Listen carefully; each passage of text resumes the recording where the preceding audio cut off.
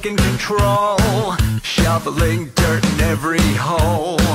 Predators to condemn your soul, watching you and watching me. We're all connected but separated, misunderstood and so frustrated. A million armies of one have invaded, watching you and watching me. We live behind glass curtains and act like nothing's wrong. Soon you will belong. I know you're out there somewhere. We've watched you for so long. We wait for you to fall. We will expose you all. I know you're out there somewhere watching me. The little brother wants to make headlines, be immortalized. Everyone's got an electric eye, we're the digital spies. They've watched you for so long. I know you're out there somewhere watching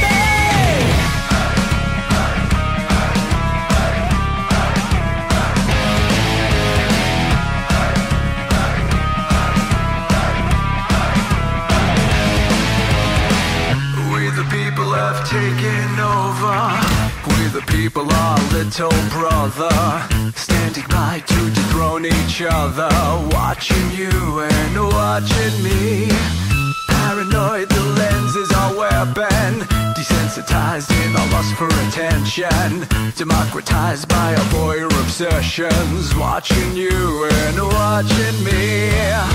Slaves to perfection, don't let them project you as you are. Feel your every flaw. I know you're out there somewhere. We've watched you for so long. We wait for you to fall. We will expose you all. I know you're out there somewhere watching me.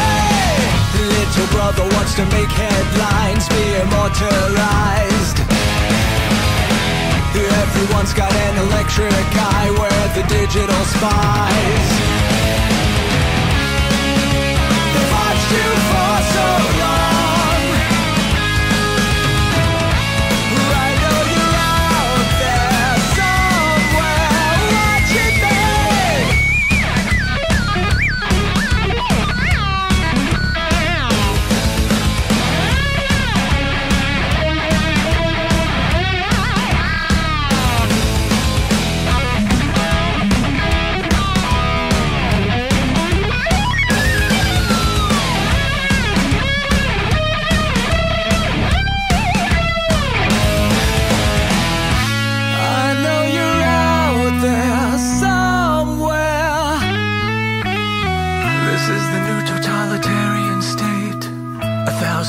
Waiting for you to break.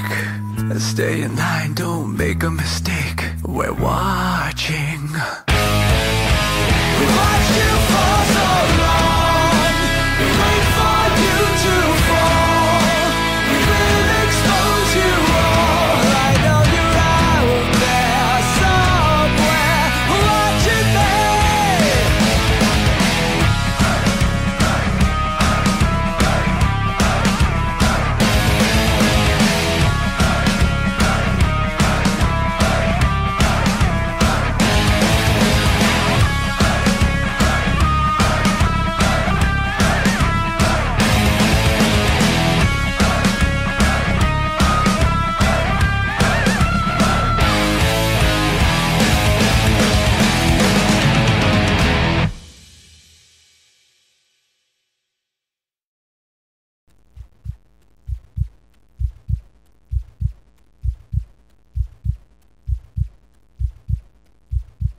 The views and opinions expressed by tonight's guest and topic of discussion do not necessarily represent the official policy or position of Spaced Out Radio, Spaced Out Weekend, Spaced Out Radio Limited, its hosts, syndicated carriers, or anyone associated with this broadcast.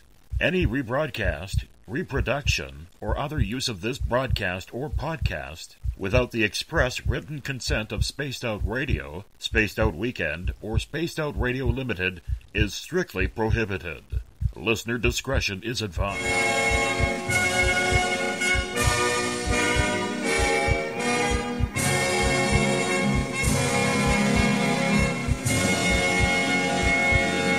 Game on! Game on!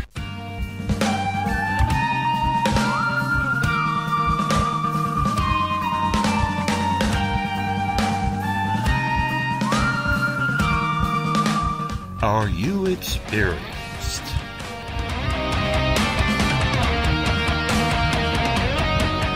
From high atop the mountains of British Columbia to you, listening around the world, this is Spaced Out Radio with host Dave Scott.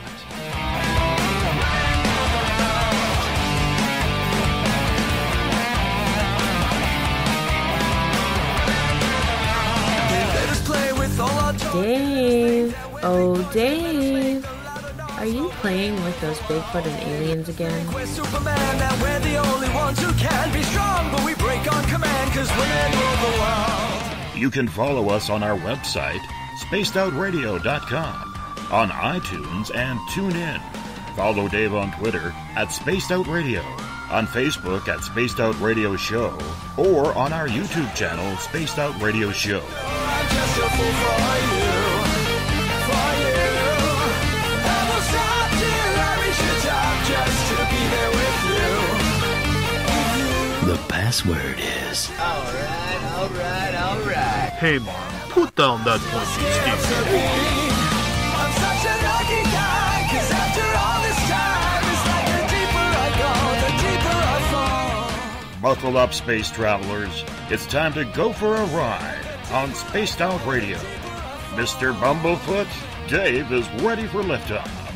10, 9, 8, 7, 6, 5, 4, 3, 2, 1. Captain, prepare for launch. Lucky guy, 'cause after all this time, it's like the deeper I go, the deeper I fall. The deeper I go, the deeper I fall. Yeah, the deeper I go, the deeper I fall. The deeper I go, the deeper I fall.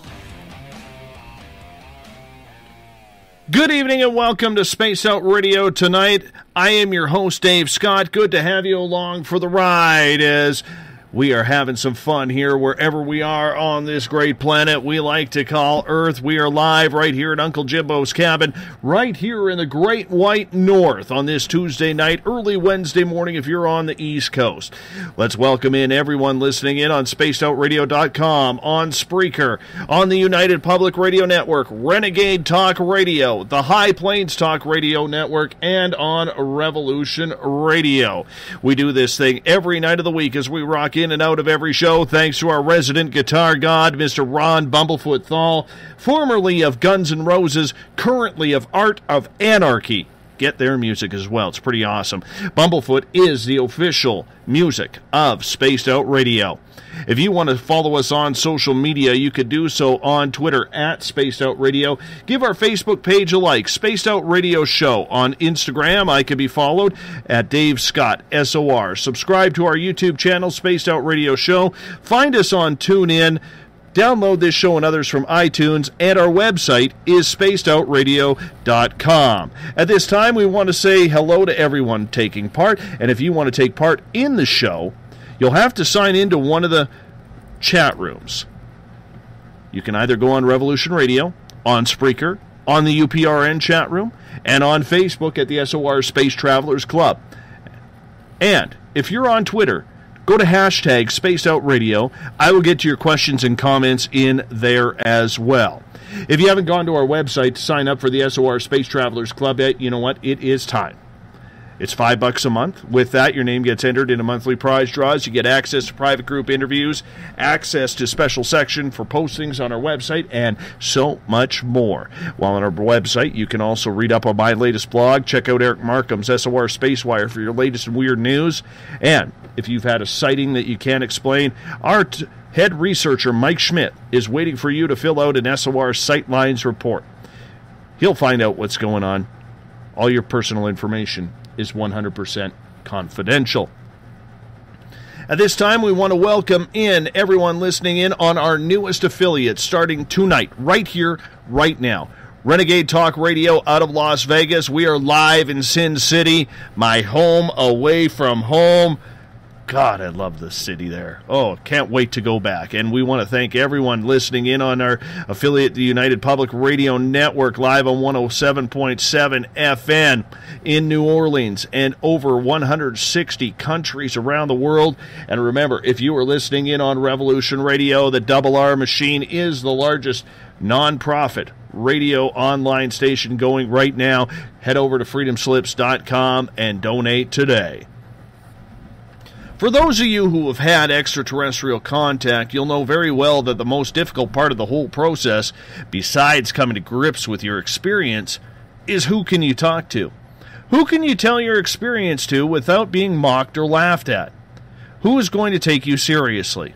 Who is going to give you some direction in something they likely don't understand? For many experiencers, they don't have the choice but to stay silent, as the agony of what's happening rips through their minds and thoughts on a daily basis. And this is where people like David Chace come into the picture. David is an artist and a researcher of the extraterrestrial experience. He's also a volunteer with the late Dr. Edgar Mitchell's Free Experiencers group. David has been drawing and depicting the images people have come face to face with. Some are quite benevolent, others not so much. But there is a tie into something here that none of us, not even David, is sure of. What is the reason behind these contact situations? Is it governmental? Or is it something on a much higher plane? We bring in David Chace to Space Out Radio tonight. David, thank you for doing this show. You're going to be with us for the full 3 hours. How are you?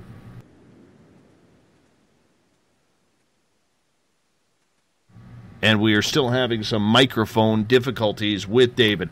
Now, David also knows our Keith Andrews, who will be on in just a couple of nights from now.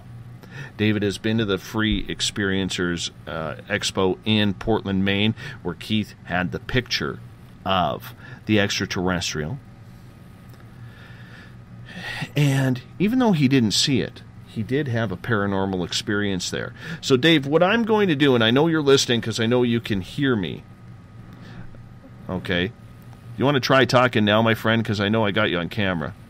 I'm still not getting you right now. What I'm going to do is I'm going to call on your phone, okay? I'm going to call you on your phone so that way our listeners are going to hear a little bit of a ringtone. But on the flip side, we're going to get you on the air. My friend, we are going to get you on the air. I am excited about this because we need you here, buddy. We need you here. I'm going to be calling you in right now if you don't mind. So make sure that you got the phone ready, you know, because we kind of need that happening. All right, we're going to call in Dave here because we are having some Skype issues with him right now. I know he's grabbing the phone because I saw him walk away from his camera there. I got it. There you are. Hey, we're Hey. good. We're good. You Yep. know what? The technical difficulties of Skype, you got to love them sometimes. But Yeah. Dave, we're glad to have you here, my friend, because I think you do some very important work with Free. You do some very important work with helping extraterrestrial contactees come to grips with what they're experiencing and what they're all about. I appreciate you doing this, my friend. I think you do very, very important work. Thank you. Yeah.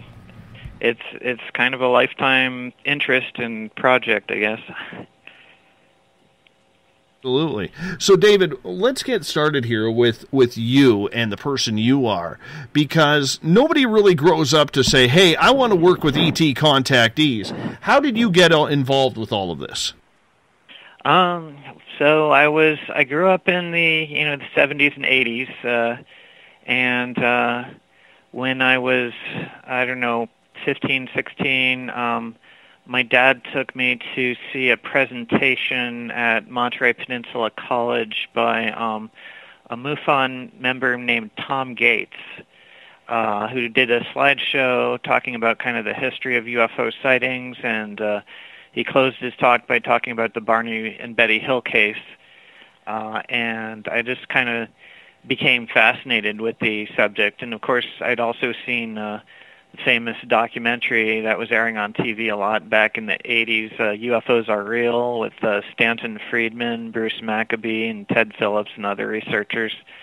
So that was kind of my introduction to the UFO subject. And I just figured, well, yeah, it looks like we've either got extraterrestrial visitors, or, I've kind of, since then, I've kind of broadened my view to, take into account other possibilities like interdimensional or time travel or things like that. But I think it's all part of the same thing. And of course, I was also always interested in reptiles and amphibians and dinosaurs, and I used to go out in the woods and catch lizards and snakes. And then around 1990, early 90s, I started hearing about the fact that there were reptilian, not just these little grays or the Nordics, but reptilian UFO occupants that were being described in some cases. And so I just had to find out, okay, what do they look like? And then I started attending a group called UFO Contact Center International, UFO CCI, which had monthly meetings. I was living in SeaTac, where I am now, in the Seattle, Washington area, and I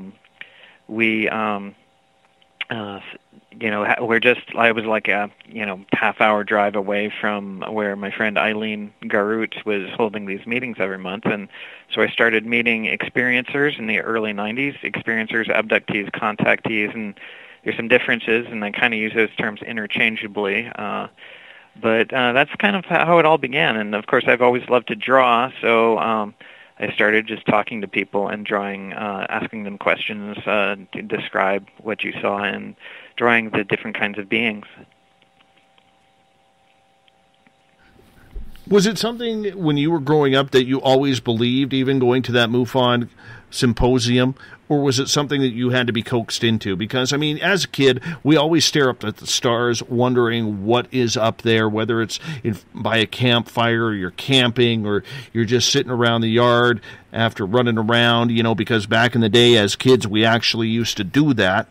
I loved the old games of hide-and-go-seek in the dark around the yard until Mom and Dad started calling me in. But you know what? It always seemed to end where we were all tired, lying on the grass and staring up at the stars.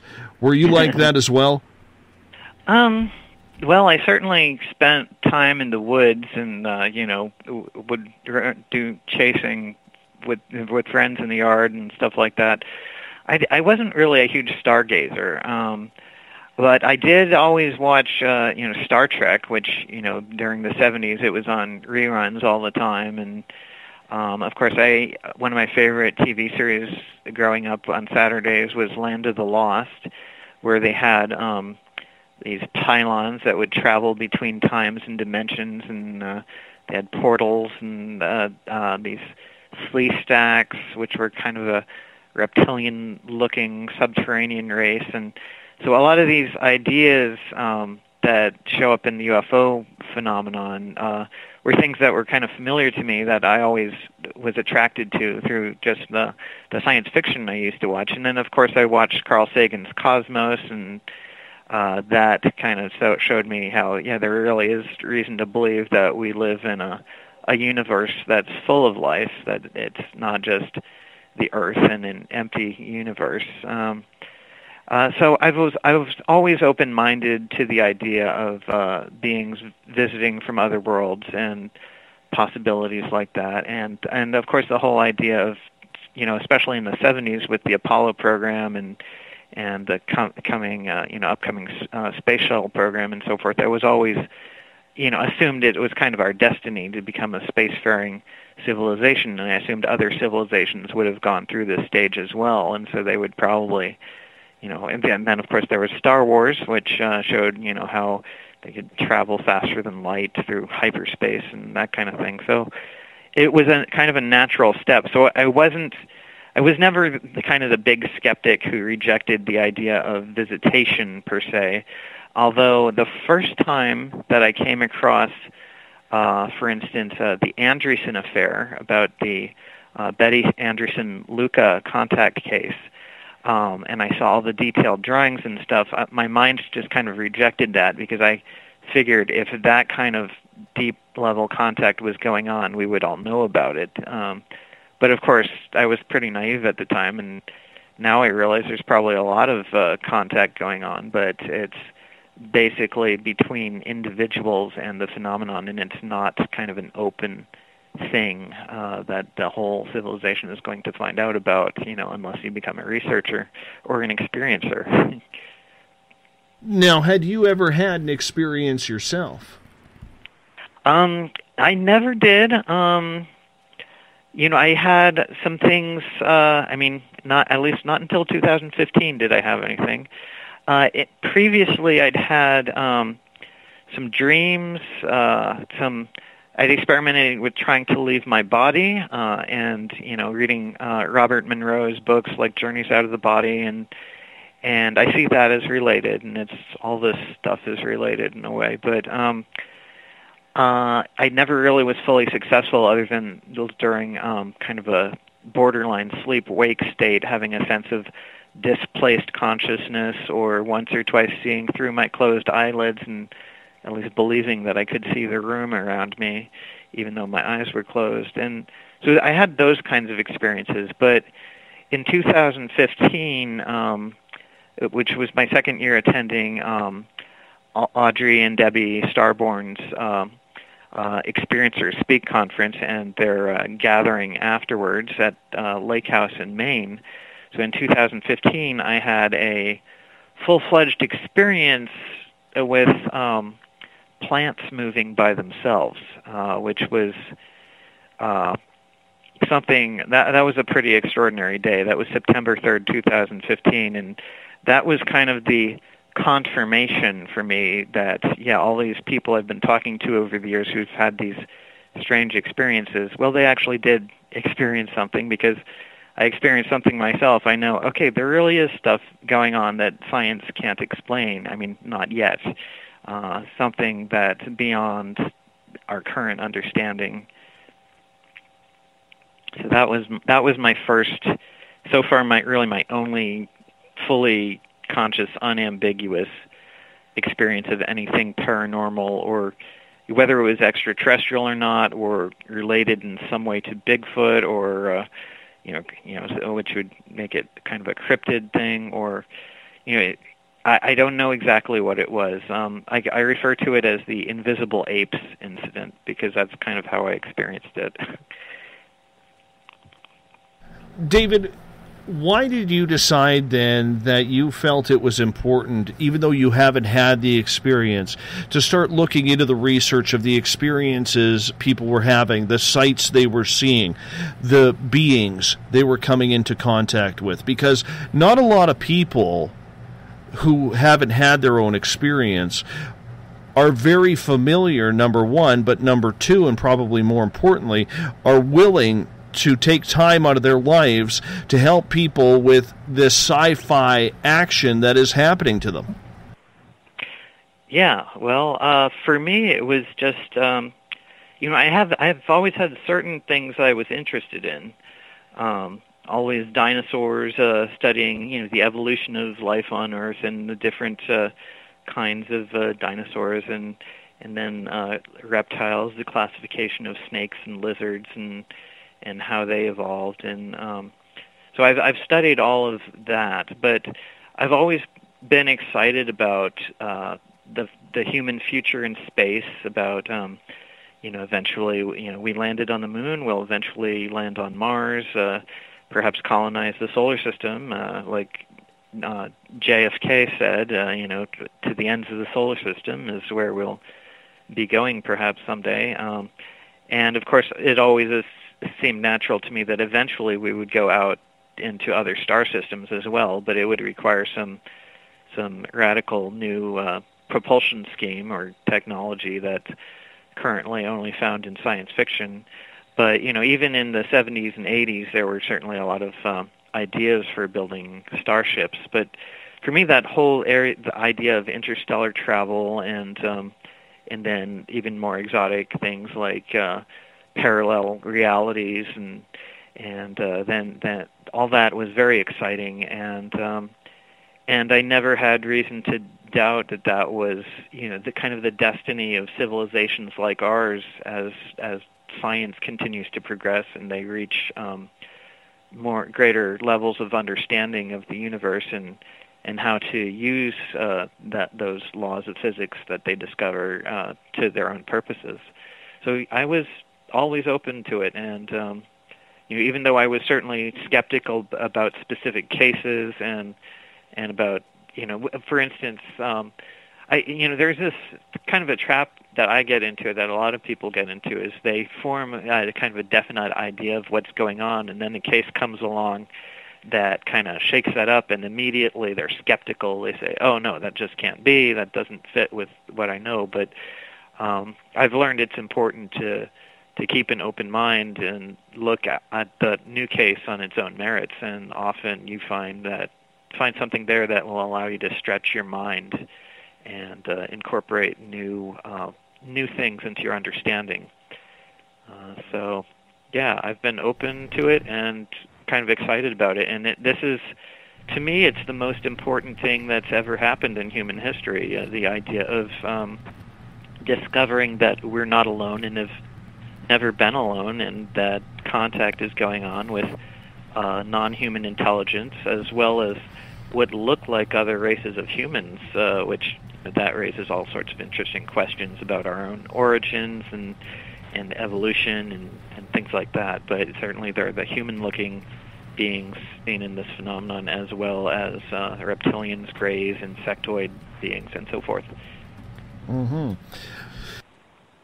Do you remember your first interview with someone who had an experience? Oh,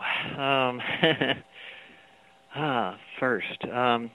Well, I remember certainly when I was in college in the early 90s, I was talking to classmates and so forth who'd had sightings of like a triangular pattern of light or just points that would look like stars, and then the stars would start moving in a particular pattern and repeat themselves and then come back to that triangular formation. So things like that. But as far as the first sort of experiencer, contactee, abductee situation, that was 1991 at my first meeting of UFO Contact Center International with Eileen Garut, and I met a woman named Garnett Doonan, who she and her daughters had been having a set of visitations in their apartment by light phenomena, and a tall, slender female being who glowed and hovered above the ground several inches,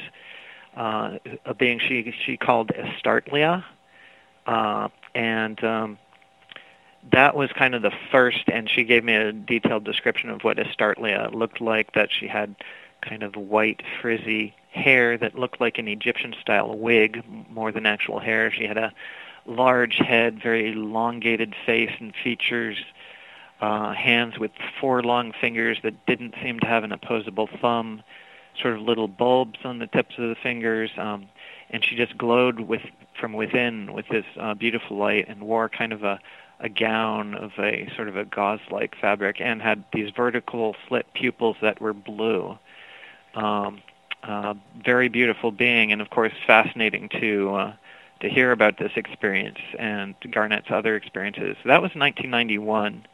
And then I got out of college a couple years later and was able to attend the meetings more regularly. And since then, just started meeting a lot more. Not only did I attend UFO Contact Center International, I also started attending MUFON meetings.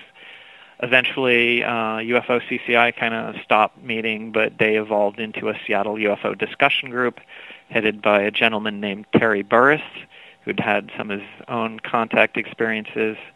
So and had a lot of opportunities to meet people, but Garnett was kind of the first real contactee I met. I want you to go back to that story because I think it's kind of important that we always remember where we came from in this field and across this journey that just never seems to end. When you were sitting down, you've never really heard a story like this before from an actual eyewitness who was giving you play-by-play detail of what she had gone through. Do you remember what you were feeling at that time? Were you all goosebumpy? Were you just trying to be stoic and professional? Or was it something where you just kind of got so enthralled with it that you kind of put the pen down or turned the recording off and just kind of took it all in? I was excited to be, I realized because I'd spent, by that point, I'd watched sightings and, I guess sightings was just starting around that time. I guess it aired originally in 91. But certainly whatever had been on Unsolved Mysteries and things like that on Bud Hopkins research. And I'd read books. I'd been reading like Bud Hopkins books and Whitley Strieber's, and I guess that was about the time that Secret Life by David Jacobs came out. So yeah, I was pretty much had become convinced that yes, people are having these experiences of interacting with these sorts of non-human beings, and to hear from an actual experiencer was really exciting. I'm talking to someone who has actually seen it, because I'd always felt like, prior to that, there'd been Travis Walton and Barney and Betty Hill, and there'd just been a few cases that had been really public. But I always felt these people were kind of inaccessible, and at some level, especially back then, they were kind of like celebrities in the sense that, there were so few of them that, it's not like, well, I'm probably never going to have a chance to meet this person. And of course, I've met a number of people, including some well-known people like Travis Walton since then. But it was very exciting, and I was curious. I was full of questions, and I was trying to get as much information from Garnett as I could about, specifically what interested me, which was the anatomy and the physical description of Astartlia and what a non-human intelligent being looks like and how they function and so forth, and this connection with things that go beyond just, because I had always thought of them as just beings like us, but with more advanced technology. But then Garnett talked about how Astartlia glowed with this strange light coming from within her body, and there was, and she levitated above the ground. And of course, these beings are always said to communicate telepathically, and so there was always this strange paranormal aspect that I think is more than just technology. It's almost like they've evolved in a direction that our science isn't even aware is possible, that it's something to do with the evolution of consciousness and the nature of physical reality and that kind of thing. So yes, it was incredibly exciting, and I was incredibly curious and wanted to learn more. So when you started going through these stories, did you see a plethora of patterns that were going on between people who were having the experiences, or were they all mildly different? Well, there were patterns and there were differences. You can talk about the reptilians, reptilian beings, which to me simply refers to, for the most part, upright bipedal, humanoid form, but usually a scaly skin, usually a muscular build, usually a gold or sometimes a red iris with a vertical slit pupil, and almost always heavy bone structure, like sometimes ridges, like a ridge down the forehead, or kind of pronounced zygomatic arch or cheekbones, and really powerful musculature. And then as I was getting details, I had started getting, there are multiple cases where people describe thick cords or tendons going down the neck. There are multiple cases where people describe some kind of a natural armor on the chest. But then as I went through more detail, I found, Garnett described kind of a single solid breastplate, whereas this other woman, sometimes referred to as Charlotte, that she described, it was it looked like a turtle shell, which was divided up into like little segments, and then on the lower part of the abdomen, the turtle shell just kind of graded into the flesh. It became more pliable and just became part of the body there. So then of course I also came across cases where people didn't describe any special armor, but just scales like the rest of the body covering the chest, or there were cases where people would describe wide horizontal, what they call ventral scutes or plates, much like you see on a snake's belly. If you're, especially like a colubrid snake, like familiar North American snakes have these wide horizontal scales. And so I've noticed, well, there are a lot of anatomical differences among these beings. So my initial assumption was that, for instance, the reptilians, we were probably just dealing with one species, but then I discovered, well, no, that doesn't make any sense. There have to be at least 4 or 5 different species, and even within them there's enough anatomical variation to suggest that there are multiple species of beings here, perhaps dozens, in spite of the fact that many of them had common features like the heavy bone structure and the pronounced musculature.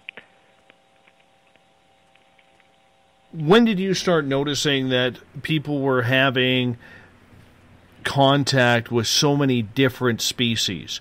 Because I know growing up, when I thought aliens, I thought of the Greys. I remember Whitley Strieber's book Communion and seeing the Grey on the front cover.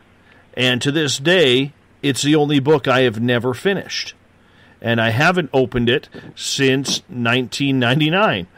And I don't know why. I do have to go back and finish that book, but, well, I do know why. I got freaked out. You know, you've read the book, right? Yes. Okay, you know the part where he's on the spaceship, he gets taken, and then he looks to his side, and his son is sitting right behind him, or right beside him, pardon me? Yeah. Okay, well... It's been a long time since I read it, but yeah.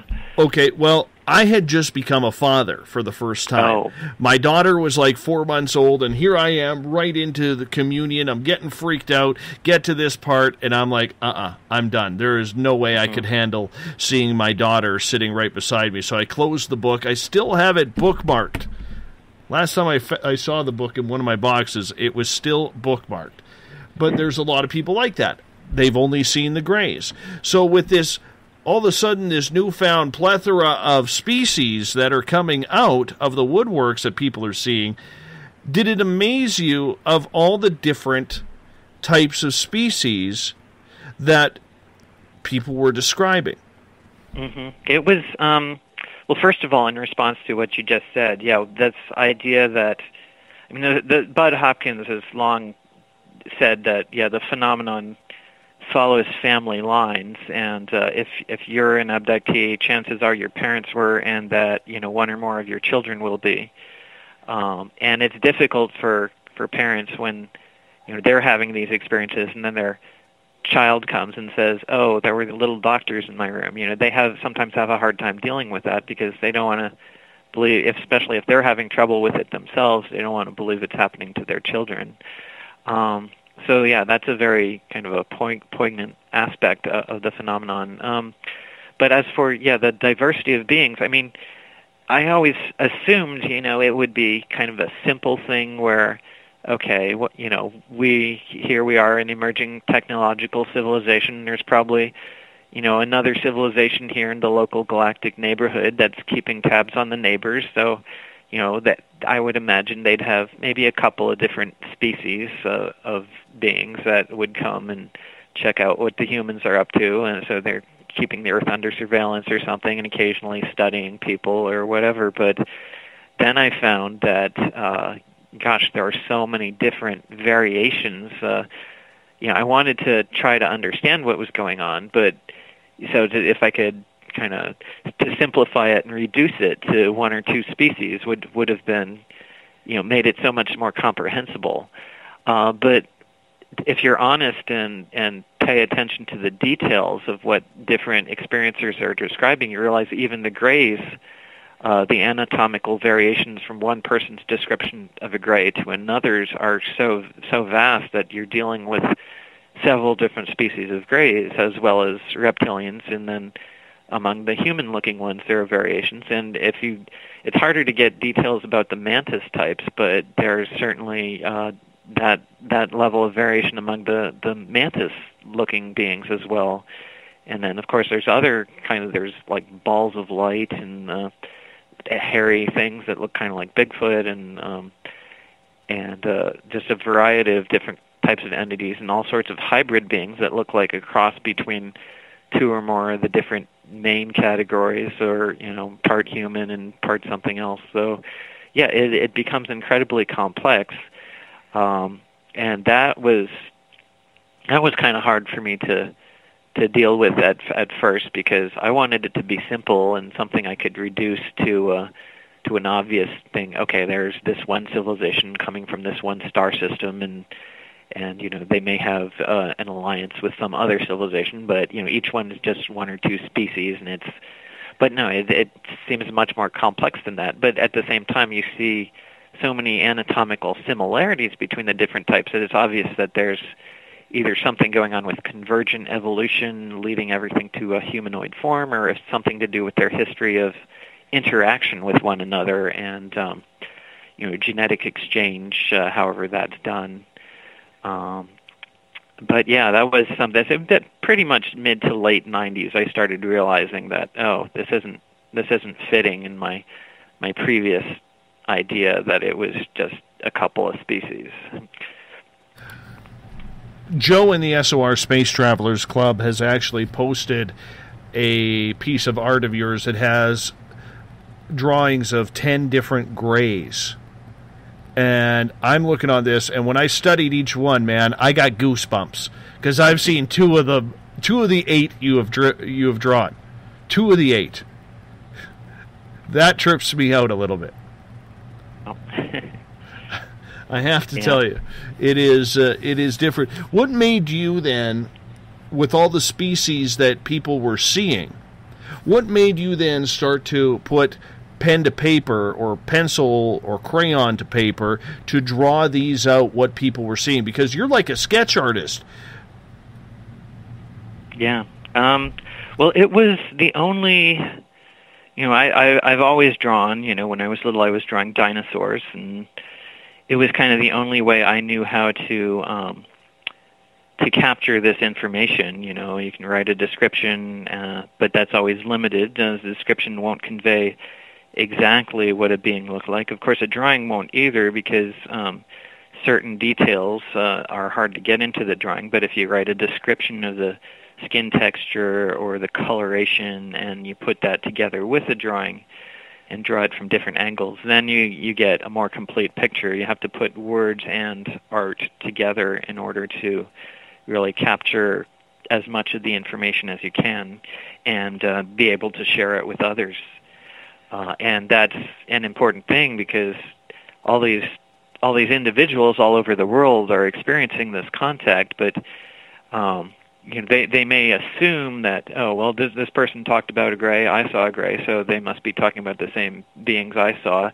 And then they get into arguments. So, no, these beings were friendly. These beings were cold and indifferent. No, they left scars all over me. So, but it's quite possible that they're interacting with completely different species from different civilizations with different agendas, and they don't realize that, because they say, it's a gray, so it's all the same. But that's not necessarily the case. But, I've always drawn, so that's kind of why I did it. I got a lot of people asking right now if you have a website where they can view your pictures. Yeah, I don't really have. Well, my drawings are in a lot of places online. One place I used to maintain pretty regularly, although I haven't really visited much lately. It's a sketchbook at conceptart.org, and the sketchbook is called Dahamis, Reptoids, and Aliens. Dahami is spelled D-A-H-A-M-I,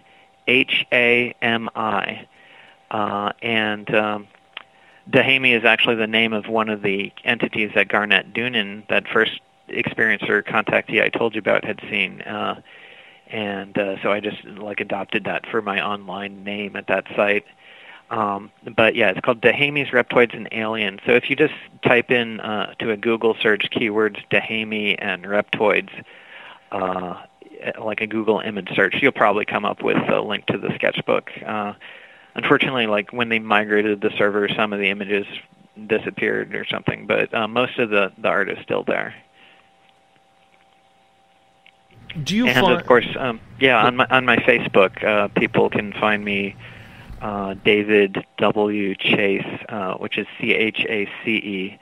If you plug that name into Facebook, you should be able to find me. Just whatever.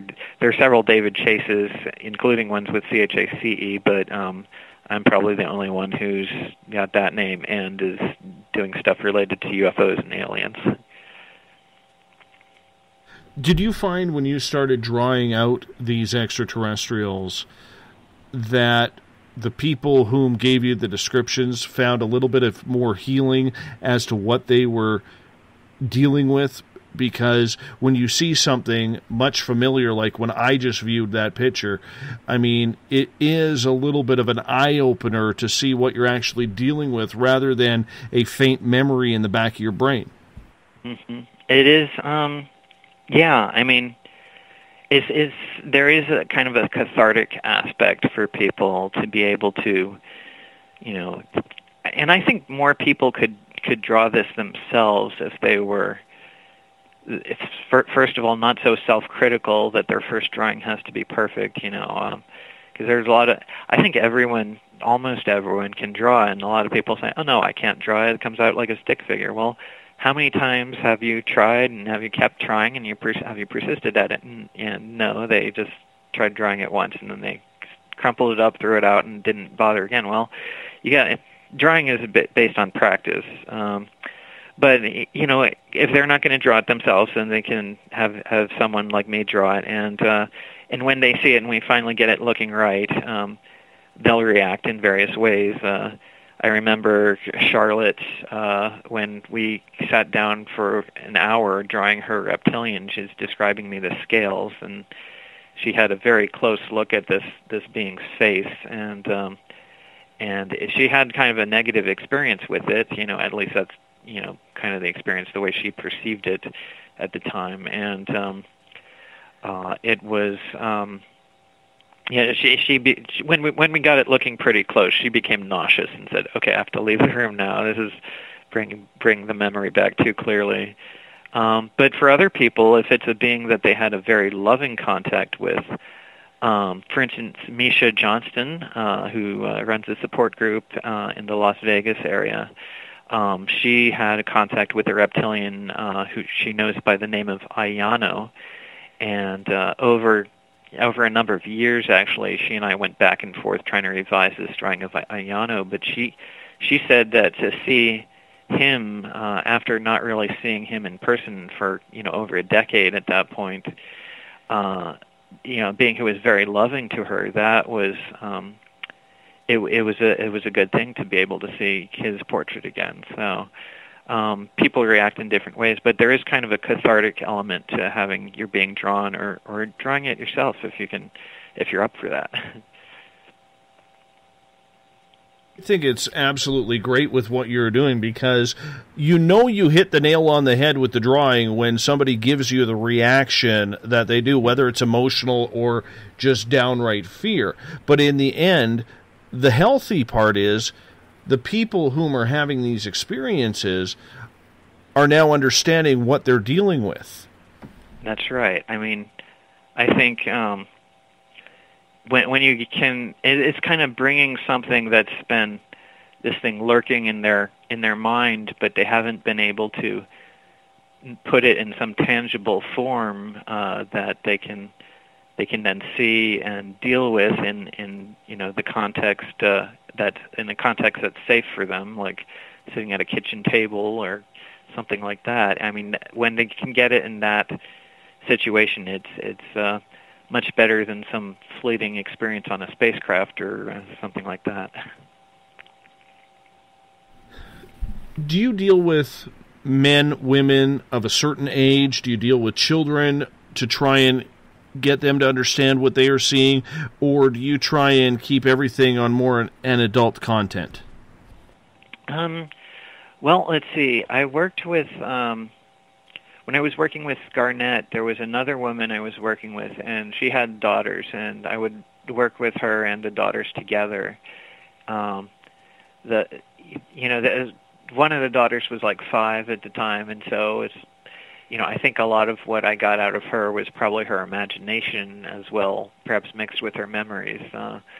But always under supervision, so, we knew exactly what we were doing. And but mostly I've worked with, adults, basically people in their 20s to their 50s, or even their 60s, I guess, in at least maybe 1 or 2 cases, to do these drawings of beings that they've seen, sometimes beings they've seen recently, or sometimes they've seen maybe decades ago. But yeah, so I've worked with people of all different ages. What's it like working with kids in regards to this? You have to be patient and tolerant, and you have to be humble, so you're not kind of imposing your own understanding of what the being should look like on them. It's like, and it's difficult if you're dealing with a child and their imagination, and you realize there's only a certain, depending on who the child is and how clear they are in their own mind, there's only a certain amount of information you're going to be able to get out of them, and you have to just accept that going into it. And it's really been since the mid-'90s since I've really done that. I don't remember really working with children since then. But I can say that in one time I was working with one of her daughters, and she was describing how the being faded out and disappeared, and like it was teleporting or dematerializing or cloaking or something. And I had my own, because I'd just come out of college, and I had my own understanding of how that process would work, and I was saying, okay, so did it become blurry, or and I felt, looking back on it, afterwards, I felt, maybe I was imposing my own ideas on that too much and not really paying enough attention to what she was describing to me. So it's important to come in with a sense of humility and deference to the description of the child and what their experience is, and you got to kind of remove your ego from it and just be as much of a channel for their memory as you can be in attempting to draw these things and write up a description of it. So let's go back again.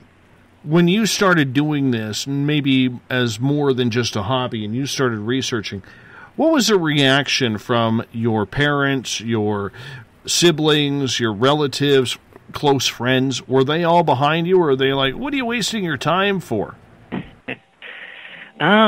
Gosh, it wasn't bad. It was,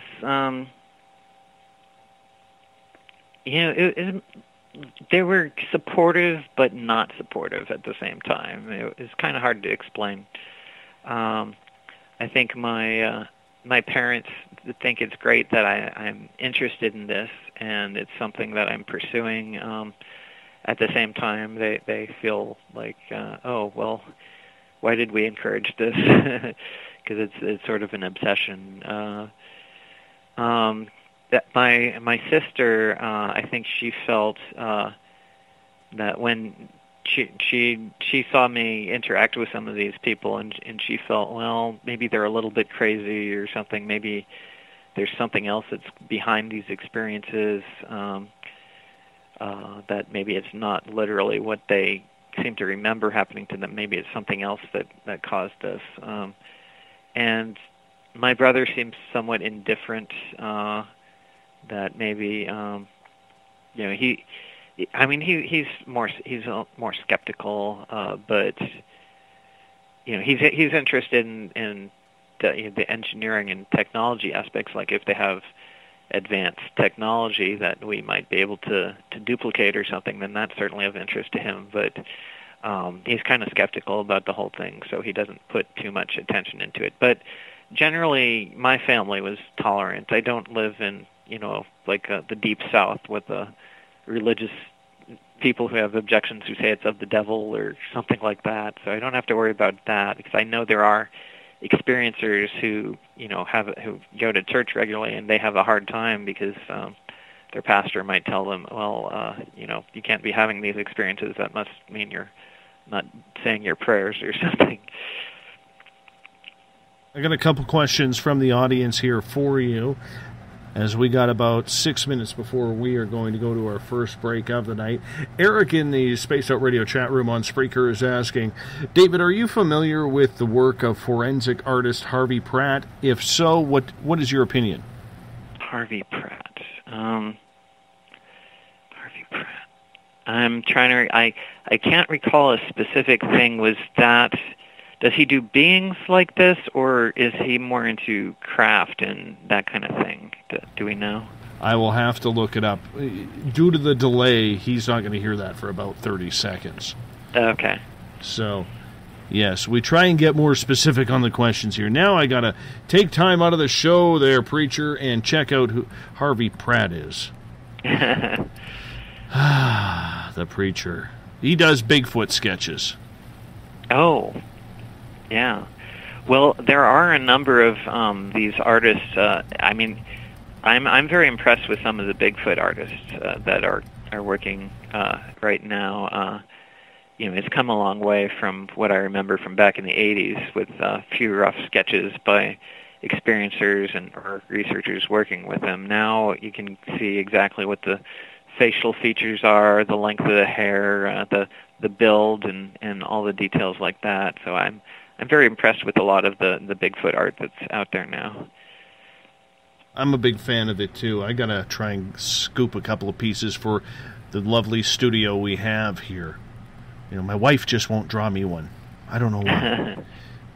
I asked her to. I said I want a Bigfoot and a gray. I got a half a gray, no Bigfoot.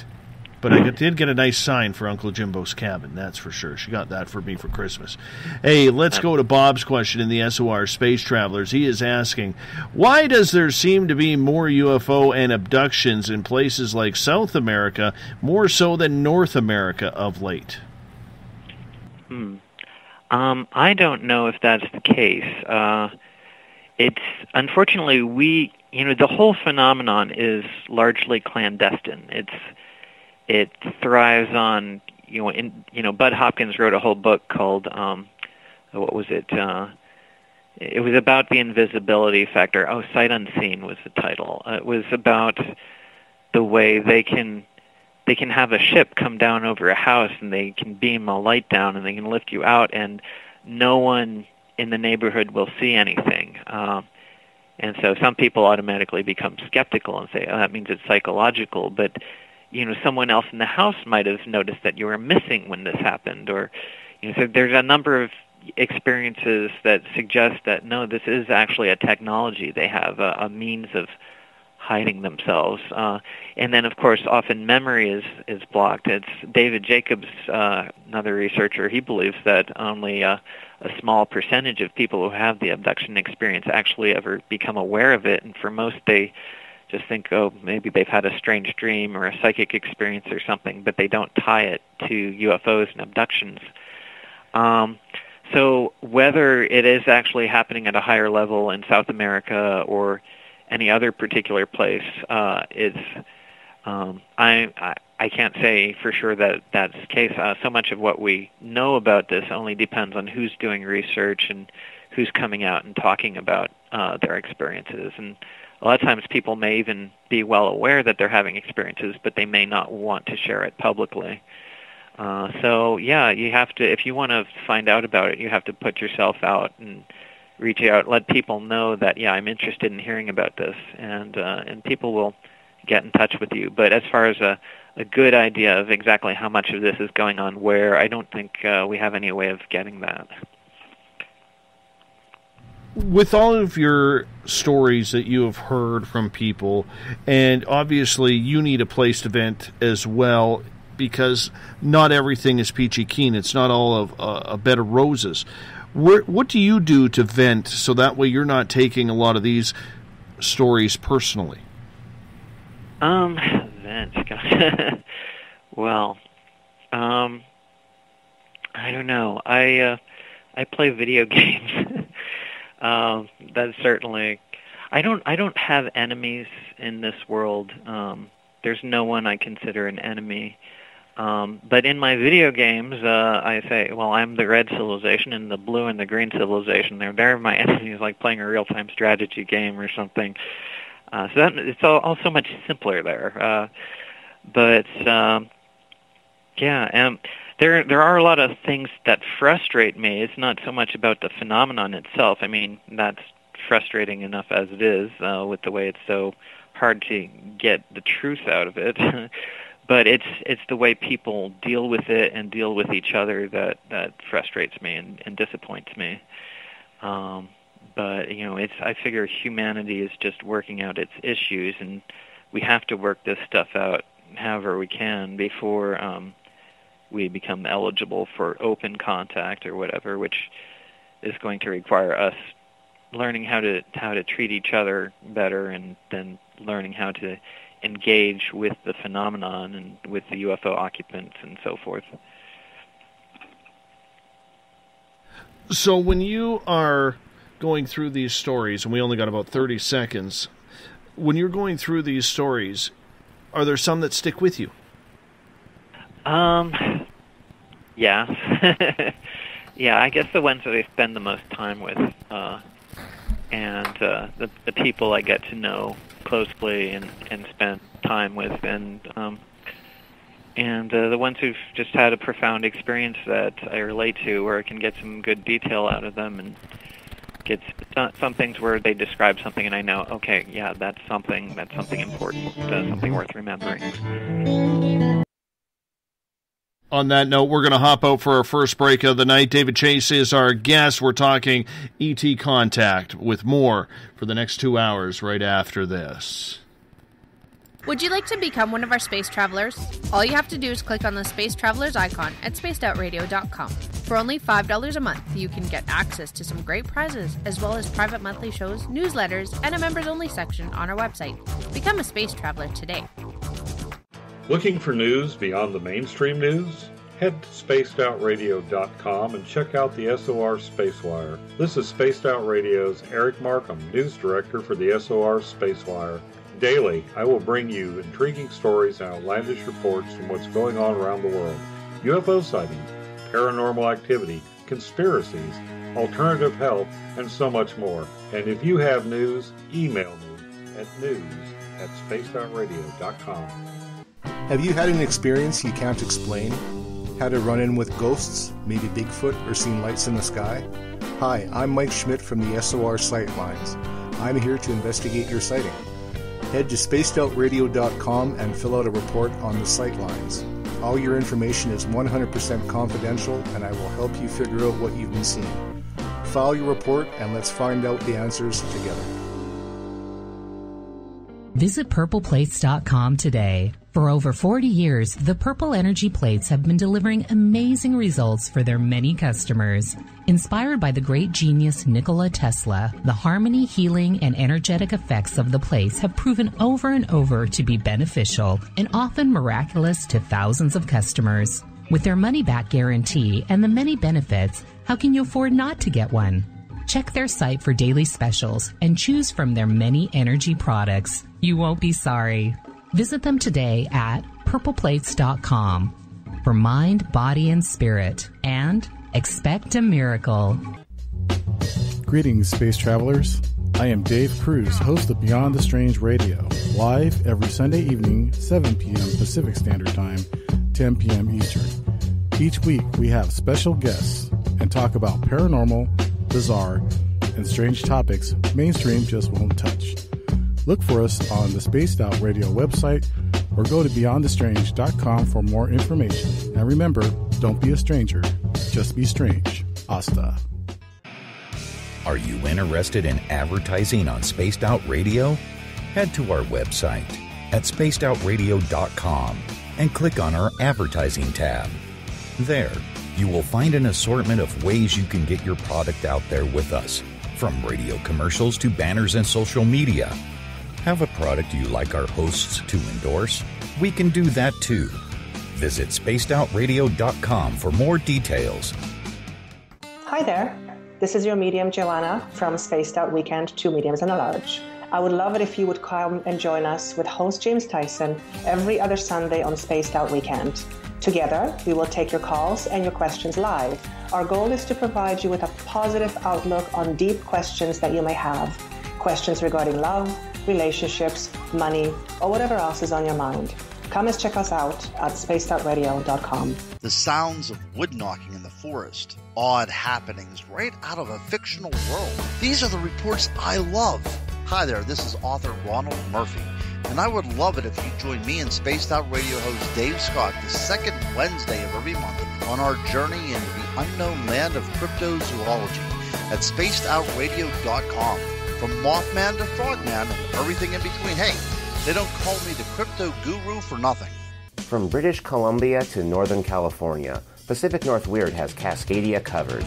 Check out our feature videos at spacedoutradio.com, where I, Vincent Zunza, and my super sleuth partner Alexandra Sullivan track down the weird and strange stories from around the Pacific Northwest, from Bigfoot to Mel's Hole and everything in between. This is what makes life exciting.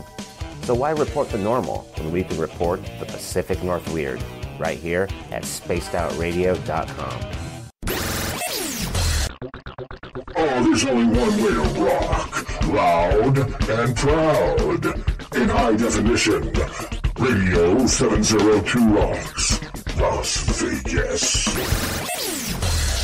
Every Saturday and Sunday night, as Dave Scott wanders aimlessly in the wilderness, you can come hang out with me, James Tyson, in Spaced Out Weekend. Starting at 9 p.m. Pacific, midnight Eastern, I'll take you along as we talk with some of the best experts in their fields. SpacedOutRadio.com is the place to find us. So sit down, relax, put your feet up, enjoy the topics like the paranormal, supernatural, intuitiveness, and so much more. Hope to see you there.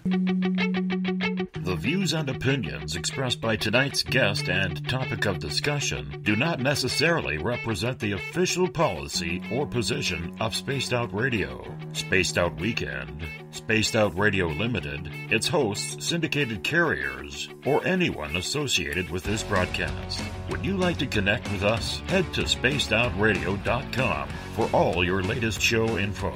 And hit us up on Twitter using the hashtag SpacedOutRadio. Now, back to Dave Scott and SOR. Welcome back to hour number 2 of Spaced Out Radio. Tonight, I am your host, Dave Scott. Good to have you along for the ride. Tomorrow night on the show, Eric Markham and Everett Thiemer are going to join us. We're going to get heavy into 2017, what we can do to bring credibility back to paranormal journalism, paranormal science. We're going to get into it with Eric and Everett tomorrow night, starting at 9 p.m. Pacific, midnight Eastern time. It's going to be a really good show, so you're going to want to tune in for that one. We want to thank our newest affiliate. Yes, Renegade Talk Radio out of Las Vegas, our home away from home. We're glad to be broadcasting live as of tonight on Renegade Talk Radio. We're also proud to be a part of the United Public Radio Network, live on 107.7 FM in New Orleans and over 160 countries around the world. Thank you for making us part of your evening, morning, daytime, wherever time zone you are in. And if you're listening in on Revolution Radio, remember, the Double R Machine is a donation station financed by you, the valued listener. Do us a favor. Head on over to freedomslips.com and donate today. Bill Cardwell has set the password for tonight in the SOR Space Travelers Club, so if you're a space traveler, use it wisely. Omphalo Psychic. Omphalo Psychite. Psychite? Omphalo Psychite. I think that's it. I think we may have nailed that one. Omphalo Psychite. That's what I'm calling it. Anyways, I probably got that wrong, but that's okay. Bill Cardwell sets the password on every single night. He always tries to trip me up. damn Bill Cardwell. If you want to follow us on Twitter, you can do so at Spaced Out Radio, and you can also use the hashtag Spaced Out Radio in order to chime in with a question or a comment. We are active there. You can follow us on Facebook, Spaced Out Radio Show. You can get me on Instagram, Dave Scott SOR. Subscribe to our YouTube channel, Spaced Out Radio Show. And, of course, you can tune us in on TuneIn, download this show and others on iTunes, and our website is spacedoutradio.com. While there, we have a plethora of features for you, including joining the SOR Space Travelers Club. It's only $5 a month. Use it wisely, because it's a lot of fun. And we don't want you having too much fun around these parts. Tonight we are talking ET Contact. David Chace is our guest. You can find all of his alien art. Go to facebook.com/David W. Chace. Chace spelled CHACE. I highly recommend you do that. David, welcome back. Glad to be back. Well, I'm glad you're back too, my friend. You know, in this hour, I want to get into contact, because a lot of people out there have contact, whether it's benevolent or malevolent. You also volunteer your time with Dr. Edgar Mitchell's, the late Dr. Mitchell's, group Free that he started with Renario Hernandez, amongst others.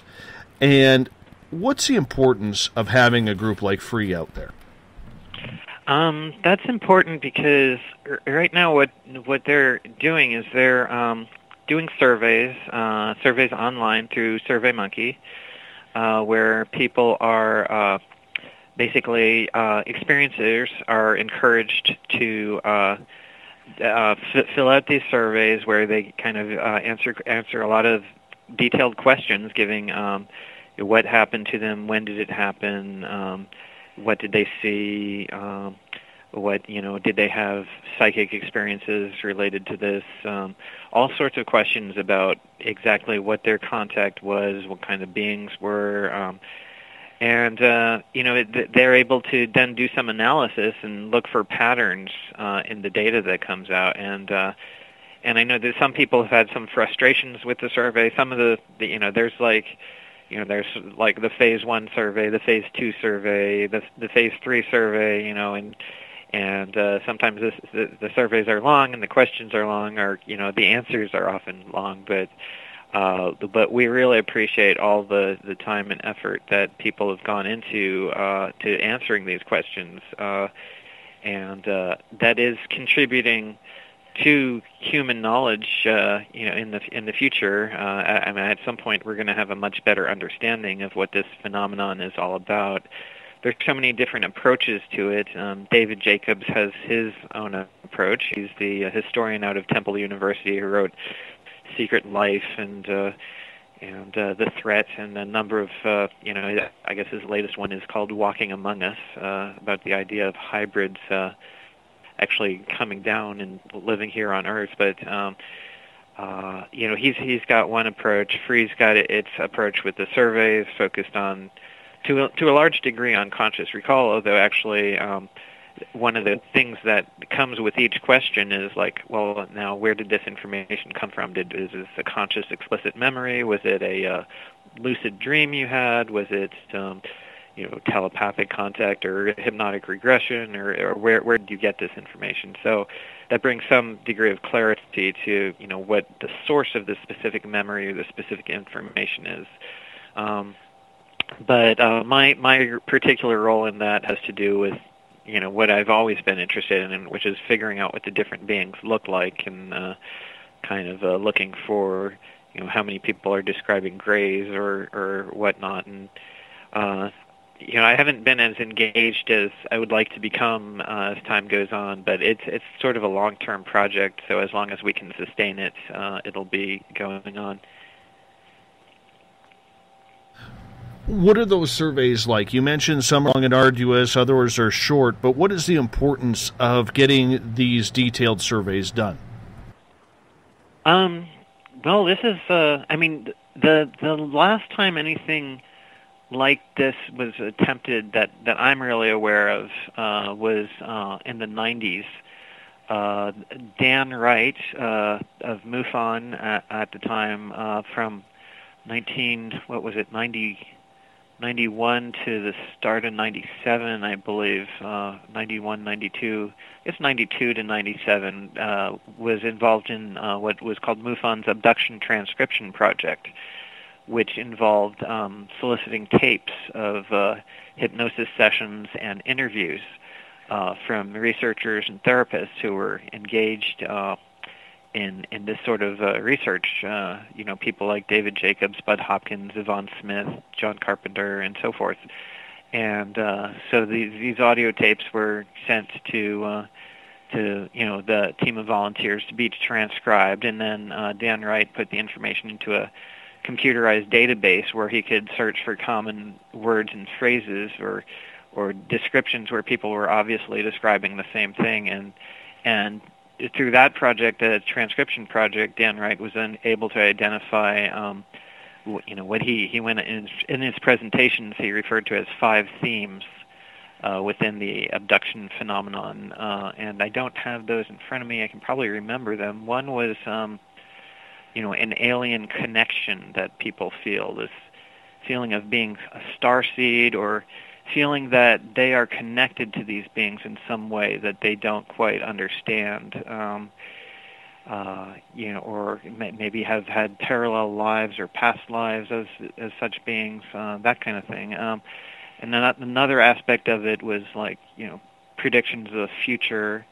Of course, a big aspect was the hybridization project. Like many of the procedures done seem to involve extracting sperm and ova, and then people see these fetuses growing in tanks of liquid, and then later these children that they're presented with and told these are this is your child, and so that's an important aspect. And another aspect of the phenomenon, which was something that I was very skeptical about early on, but has kind of asserted itself continually, is this idea of military or government involvement, that among, not only are we dealing with different groups of entities or aliens with, as Dan Wright described it, overlapping yet differing agendas, but we're also dealing with at least one and possibly multiple human groups, which maybe are some aspect probably of what we call the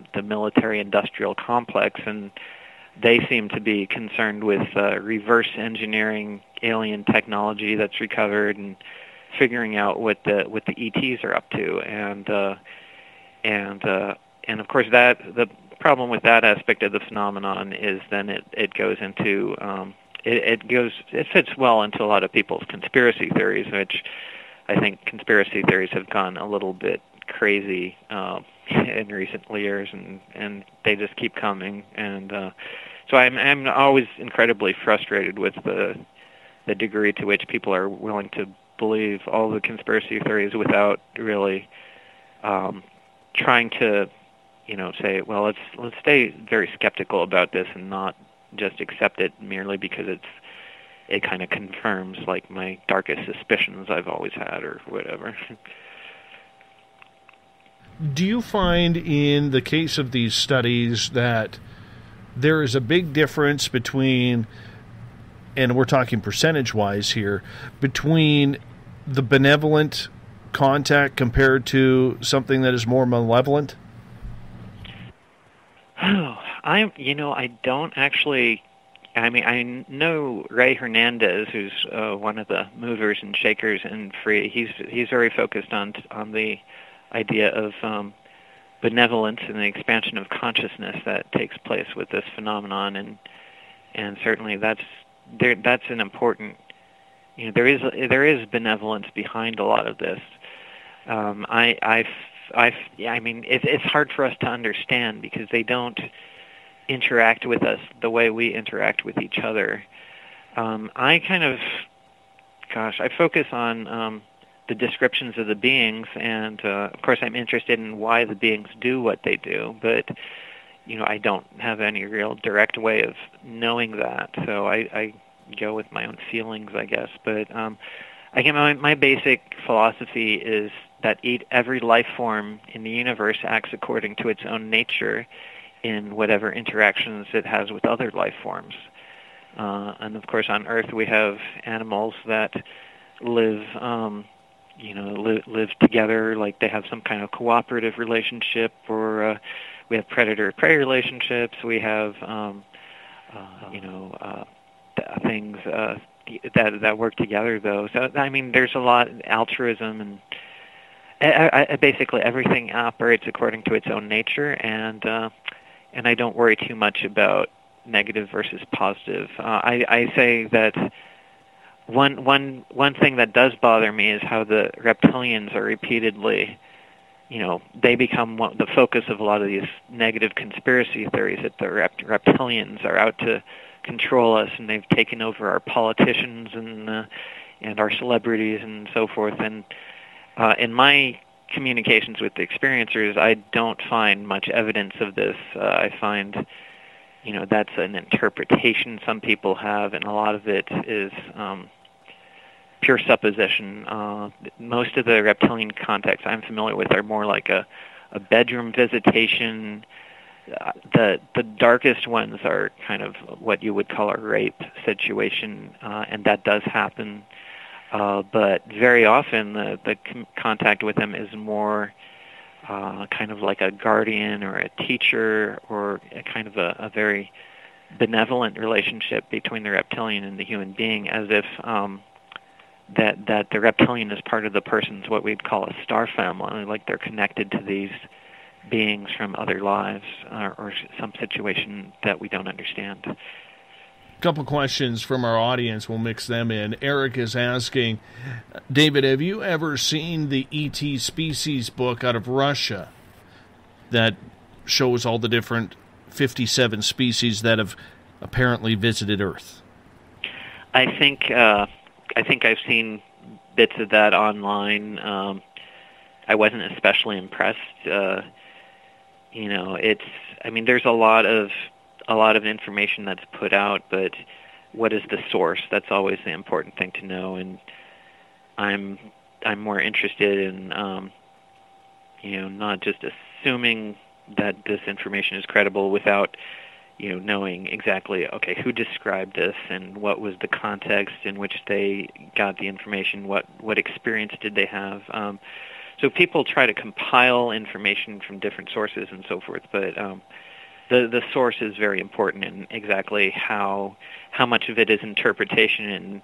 And sometimes with all the situation lately, we've had a lot of problem with fake news and people making stories up out of whole cloth, and then if it resonates with someone, that people will believe that and share it and so forth, and that will kind of not be of the highest journalistic value. So, I think I've heard of this, and I think I've seen it, but I wasn't especially impressed by it. Yeah, that book is said to be a lost or stolen Russia. What's their spy agency back in the day? KGB book. And I'm not usually sure. When I hear a story like that, it's like someone's trying to make something sound important, and I need to know more about the exact source of the information. If it was presented a little better, I just wasn't impressed. What got me intrigued about that was there was a couple of these weird sightings in British Columbia where the last time they've been seen on Earth. You have to read it. You just Google, if our audience who hasn't seen it, you want to check it out, just Google Russian KGB alien book, and you'll be able to read up on it for free as well. It's a very short read, but an intriguing read nonetheless. You mentioned a moment ago about the fake news and how that ties into extraterrestrial contact. Me being a former journalist of 10 years, I take that one very, very personally. And I have made very, very bold statements on this show regarding the garbage, if I can use it that way, that is coming out of so-called alternative media sites. A lot of people had turned to the alternative media to find out the true source of information, but now the alternative just seems to be all about fear-mongering and fake news, When it comes to extraterrestrial contact, do you think that this type of disinformation that is going on out there is really doing any type of disclosure or alien contact any service whatsoever? Not really. I mean, in some sense, this is everything happening in the world right now is part of human karma that needs to play out. And so in that sense, yeah, it's part of what we all signed up for, I suppose, before we were born into these lives. But at the same time, that doesn't mean we should just accept it. When it comes to someone reporting a personal experience, I always try to give everyone the benefit of the doubt. But when someone's just claiming something and it seems like I get these little red flags that indicate that they're just trying to get something to spread and get clicks on their advertising sites, on their website or something, then I'm skeptical and I'm frustrated and I'm disappointed because the main thing that's driving fake news, which I will define as news that's where certain aspects of it are simply made up out of whole cloth. They just say, well, maybe people will believe this and share it, so let's write this as a headline and make up some details for a story. It's mainly financial. It's financially driven because there is a lot of money to be made by creating fake news. That if it gets enough clicks and gets enough shares, then people. Each of these clicks brings people a couple cents, and if they get millions of clicks, well, they can get rich doing that. So. It's a lack of professional ethics and a lack of personal integrity, and I think professional ethics and personal integrity are kind of some of the last things we have to hold back the tide of the darkness. I think it's sad that the public really does not have a place to go for sound and credible news, maybe outside their local news source. I think that's the only journalism left, because if it's on a national or international stage, or if it's online, I'm going to call it right now and say about nine times out of 10, it's full of crap. Everything has its own bias, and I think the best people can do is become familiar with whatever bias may be associated with any particular source, and kind of so when they get information from that source, they understand, well, okay, we have to think they might be biased to saying things this way, or promoting this idea, promoting this group or this agenda. It's a matter of kind of media literacy. I don't like to call too many people out, but I have to say I'm fairly disgusted with Alex Jones and InfoWars. You just hit the nail on the head right there. You know what? There is a man, and I've never met the man. I used to follow him because he was on such a good path, but and I apologize for cutting you off. I normally don't do that. But there is a guy who has taken this to a whole new level, and it is sad that he has a couple million followers who dote on every word of his bullshit that he spews. I mean, this is a guy who has incited riots and fights at political conventions. He's lied about breaking news. It's ridiculous. Fear self and hate self, and that's what goes on. And I hope people will eventually just get tired of hate and paranoia, and we'll kind of want to question some things that they've just assumed. I mean, I think what happened is, like, a lot of people, over the past years, as alternatives to getting your news through the television became available, and people felt the TV news wasn't really giving them all the facts that they wanted, so they turned to the alternative. But the alternative sources weren't always, very often had even more of an agenda and less integrity than the TV news sources. So now we've got chaos. Well, let me ask you this, then. What do you think of somebody like Alex going on about Hillary being a reptilian, the Queen dining on virgins so she can live longer off of their blood because she's a reptilian too? I mean, where does this type of egomaniacal journalism come from? Personal character flaws and unresolved issues. Ego, I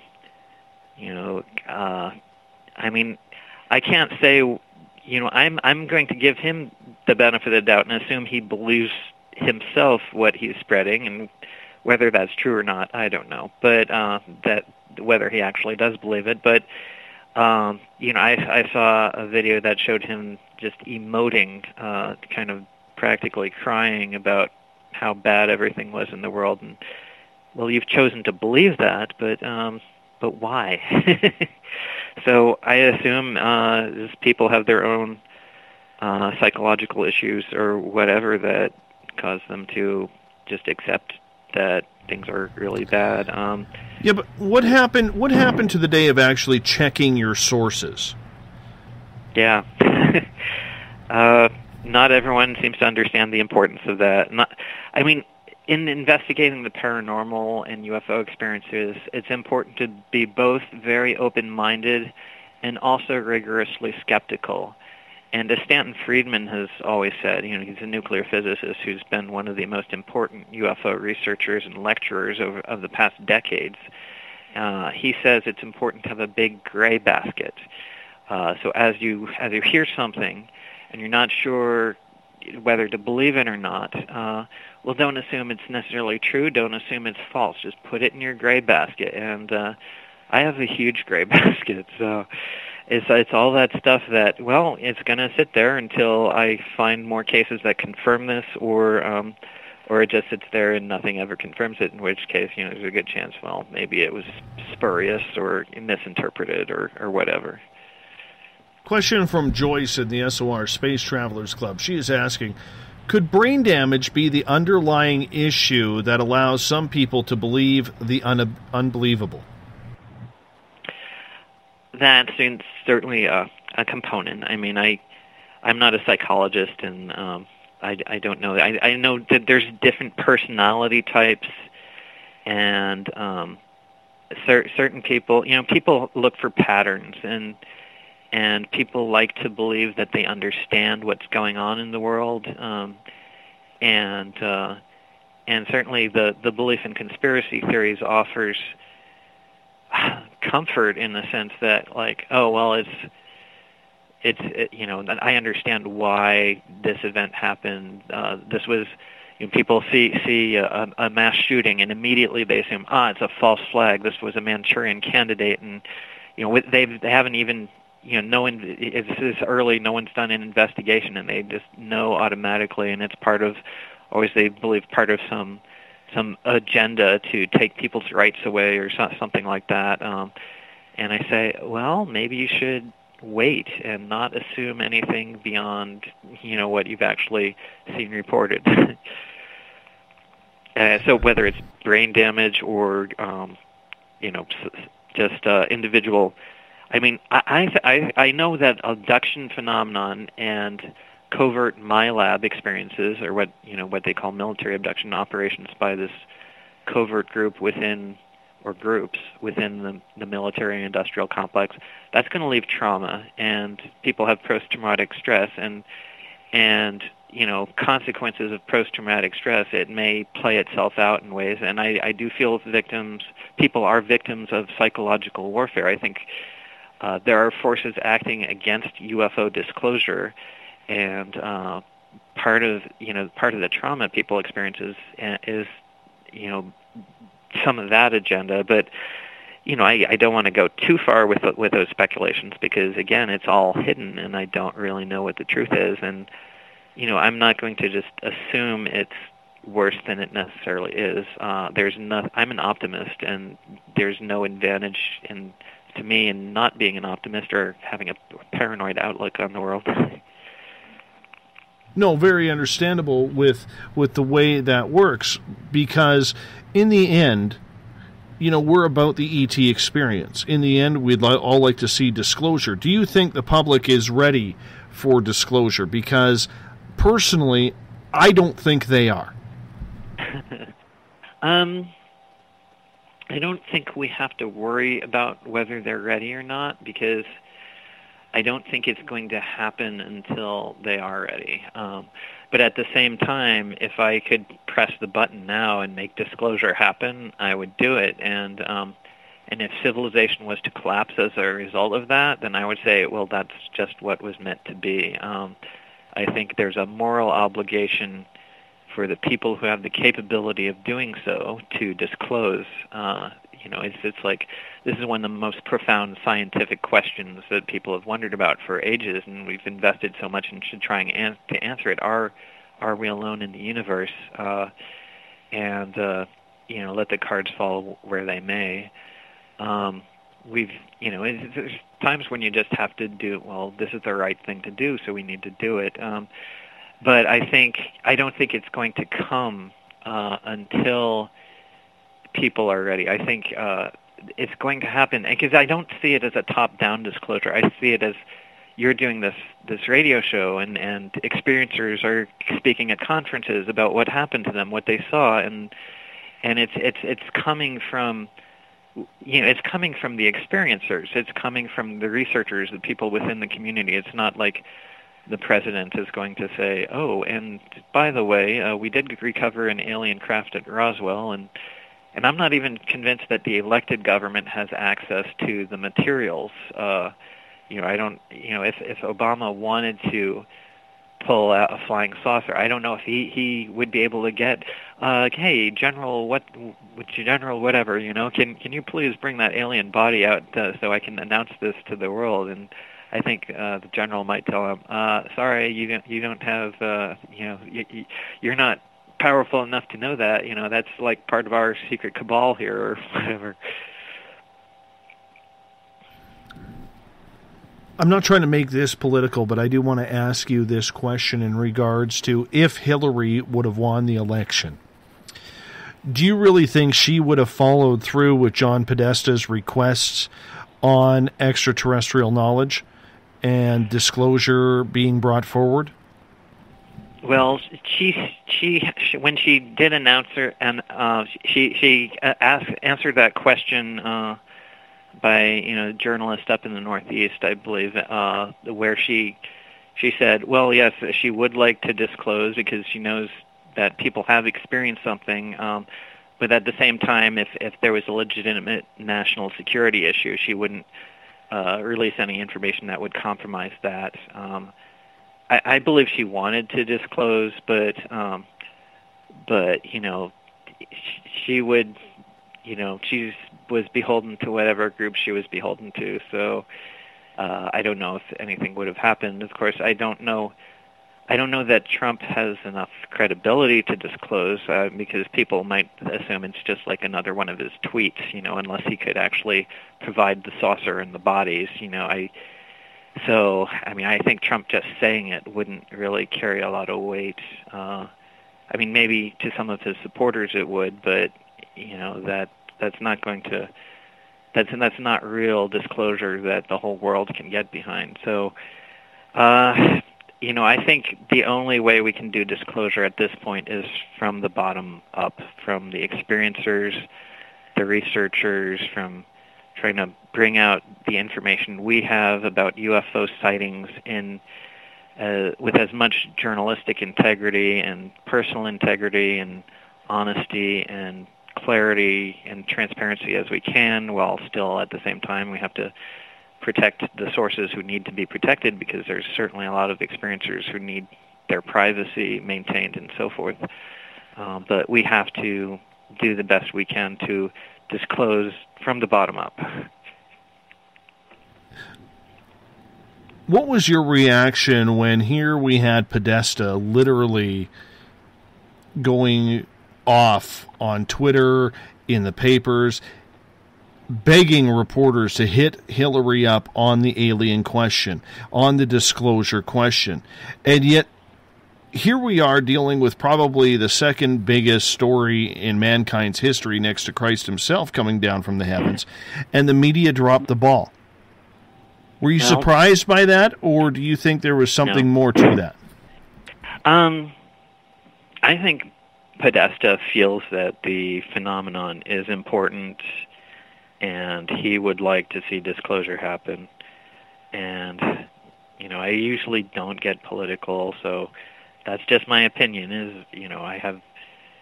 I'm not going to get in a debate with people who say, "Oh no, he's part of some evil agenda or something." But I think he honestly wanted to see disclosure, and he kind of did what little he could to encourage it to happen. But the media is the media, and they're going to do what they're going to do. And they've for a long time they've kind of poo-pooed at least at the national level, for the most part, have poo-pooed the idea of UFO visitation and so forth. And it's only, I think some of them do see that there's ratings in it, but at the same time, they're kind of caught up in just the patterns that have been going on. Now, there's always the ridicule factor. There's, this whole thing has been to some degree, I don't want to get into big conspiracy theory, but I do think it's been to some degree controlled, the way the media deals with this, from the late 40s on to the present, and so I think he tried what little he could, and the media is just going to do what they do. And there have been people who've been courageous. I forget the woman reporter who at one of the White House press conferences during the Obama administration mentioned the issue. I guess this was during the campaign in regards to something Hillary had been asked or something, and that was brave to do that. But I don't see the media, in the immediate. I mean, I know people who are involved in the media, like you are in your own way, and over time things are going to change. But this is something that's been playing out for decades, and it's going to take a while for it to come full circle, so to speak. I just don't know if it's the public that's ready because of all the fear-mongering that has gone on, or whether the government, and let's focus on the United States here, is more concerned because they're a hell of a lot more tied to it than what they want to admit. And that could be a lot of egg in their face.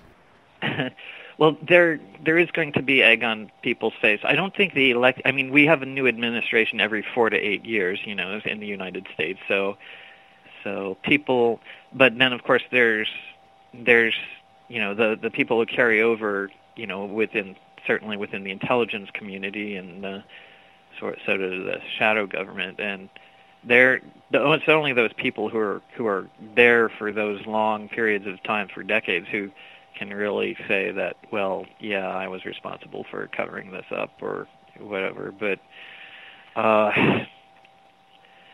it's going to take time, and things can sometimes happen a lot faster than you think. So we'll see. But I used to be very optimistic. I mean, for back in the 70s, there were people in military contacting TV producers saying, "Hey, we're going to get you information on this UFO event if you'll do a documentary and disclose for us." And people have been expecting disclosure for so long, but it's going to take its own time. So getting back to the question of whether or not you feel people are ready for disclosure, if it happened, and yes, that is a big if at this point in time, what do you think would happen? A little chaos in the stock market. I mean, people, we had 9/11, we had Trump getting elected president, and we've had a number of kind of unexpected things happen, and people have dealt with it all right, and so I think it's just one of those other things that a lot of people are not expecting to happen, but I don't think it would be the end of civilization. And for some people it'd be very exciting. It'd be like, oh, well, maybe they have some, there's a Richard Dolan, UFO researcher and historian, pointed out, whatever these craft are using to get from point A to point B, it's not petroleum. So there's certainly, disclosure brings a lot of possibilities for creating a better world. So yeah, I think there would be a little bit of chaos in the short term, but I think in over years and decades, civilization, even the United States, would be just fine. I think of religion. I think of groups like the NRA. I think of a lot of these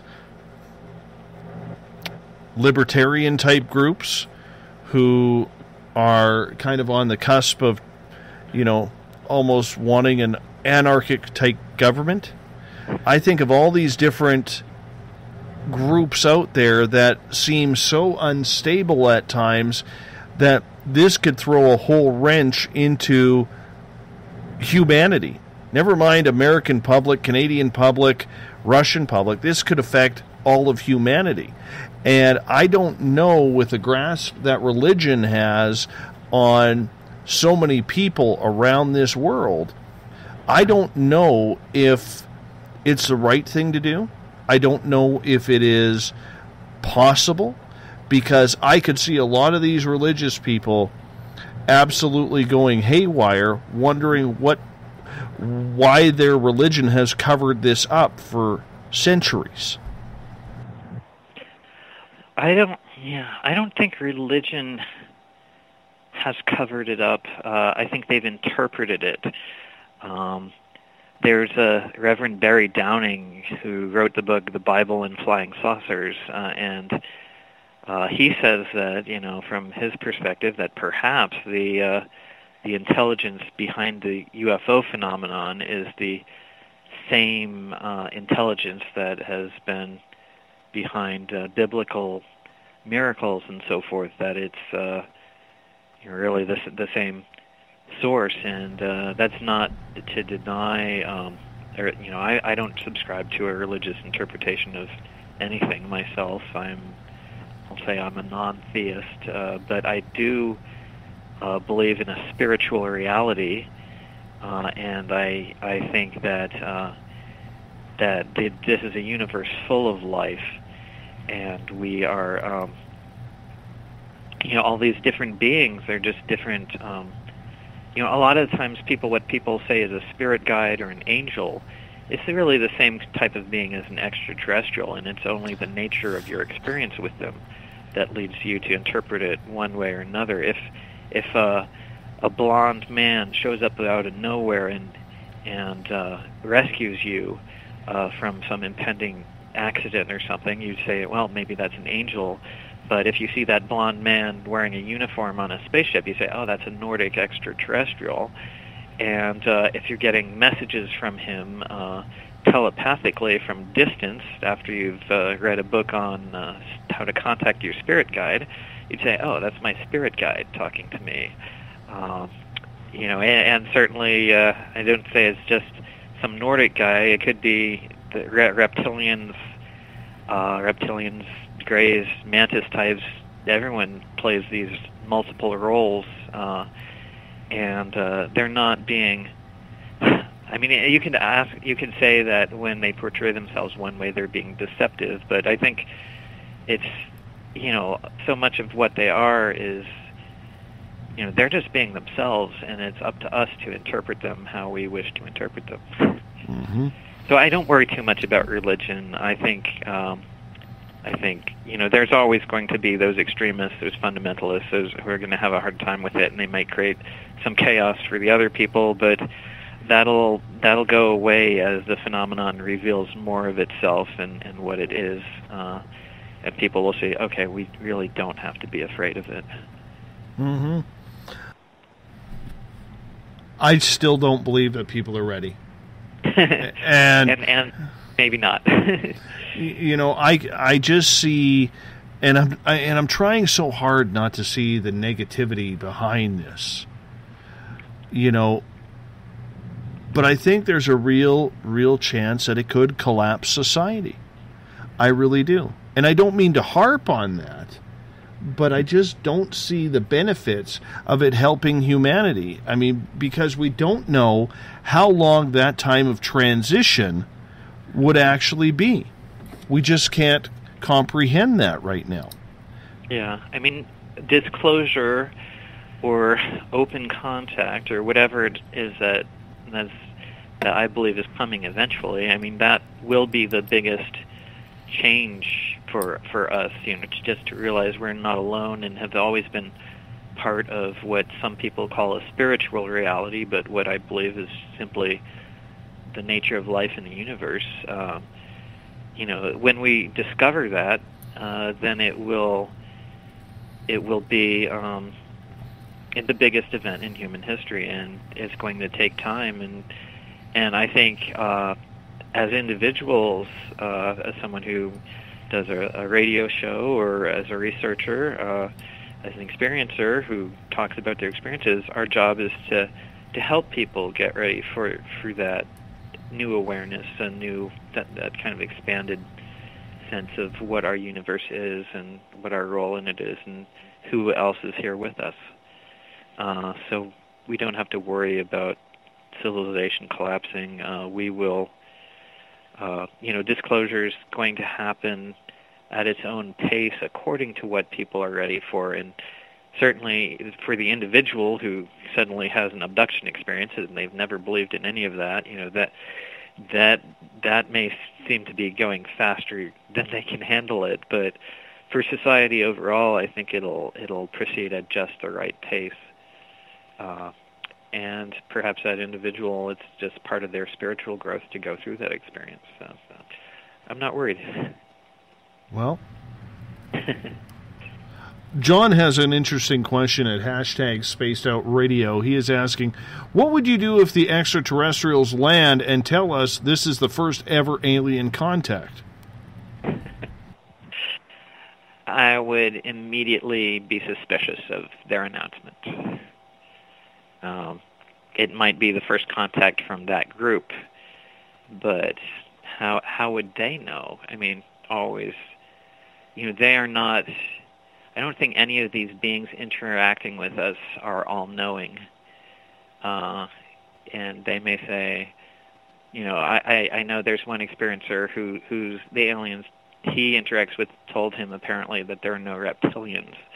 And then I've talked to a lot of experiencers who've had ongoing contact with reptilians, and I don't have any reason to think that those reptilians were really something else. And I know there are situations wherein a being will appear as a Nordic, and later the person will discover, oh, you're actually a reptilian, and you just revealed yourself to me that way, because you felt I could handle it better.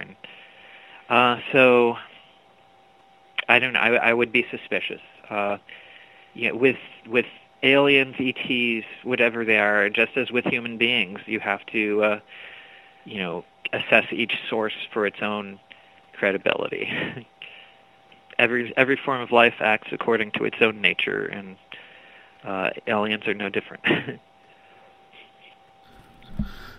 Do you think that part of the disclosure or lack thereof is a disinformation tool used by the government? The fear. I think of Hollywood. I think of video games that always seem to use extraterrestrials in a negative connotation. I mean, you look at Fire in the Sky back in 1995 when that came out. Everybody was crapping their pants that this was a true story, yet Travis Walton, whom you know and is a friend of yours, has come out and said, well, no, that wasn't the ending at all. That's not what happened. That's a Hollywood myth. Yeah. Well, certainly Travis Travis, I mean, the movie was true to the emotions associated with the experience and some of the drama that took place in the town. But yeah, I mean, the actual experience was completely different. He encountered Nordic-looking beings who smiled. He encountered smaller, fetus-like beings. Some might call them a variant of the Greys, but they weren't hostile and scary and doing really scary, dangerous things like the beings in the movie. But I think that's just Hollywood doing what they think is going to make money. And they understand, just as the conspiracy theorist who runs his website knows, fear sells. And Hollywood producers know that. I understand that, but Jordan Maxwell, I don't know if you're familiar with his work, he would disagree with that. His Hollywood connections have told him that basically they are told not to make E.T. seem so benevolent and nurturing towards mankind. Apparently, whoever's telling people to do this, they didn't get to Steven Spielberg, because Close Encounters of the Third Kind and E.T., two of the most popular E.T. movies of all times, both portrayed the aliens as very benevolent. I mean, Close Encounters, of course, there was that whole lead-up where you're wondering, well, what are these aliens? Are they really benevolent or not? But in the end, they turned out to be kind of just here to say hello. So I really think that the people in Hollywood, they're really guided more, by what they think is good for their pocketbook and not so much. But then I do know of cases, for instance, Kim Carlsberg, I believe, wanted to get her abduction experience made into a film where there seemed like there was interference from some level.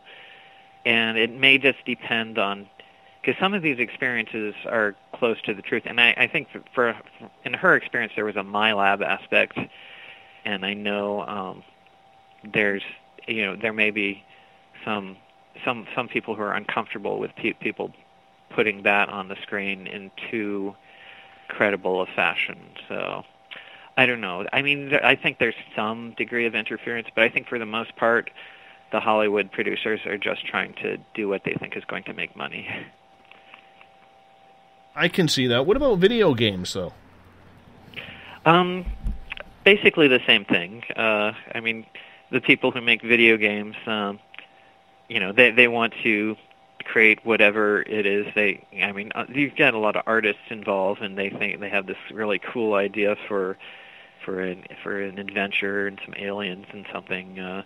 And then, of course, you've got their marketing department and their kind of corporate people who say, well, no, I don't think it's going to sell if we do it that way, so we have to change this. But, I haven't heard any story that would suggest that the video game makers have been interfered with, and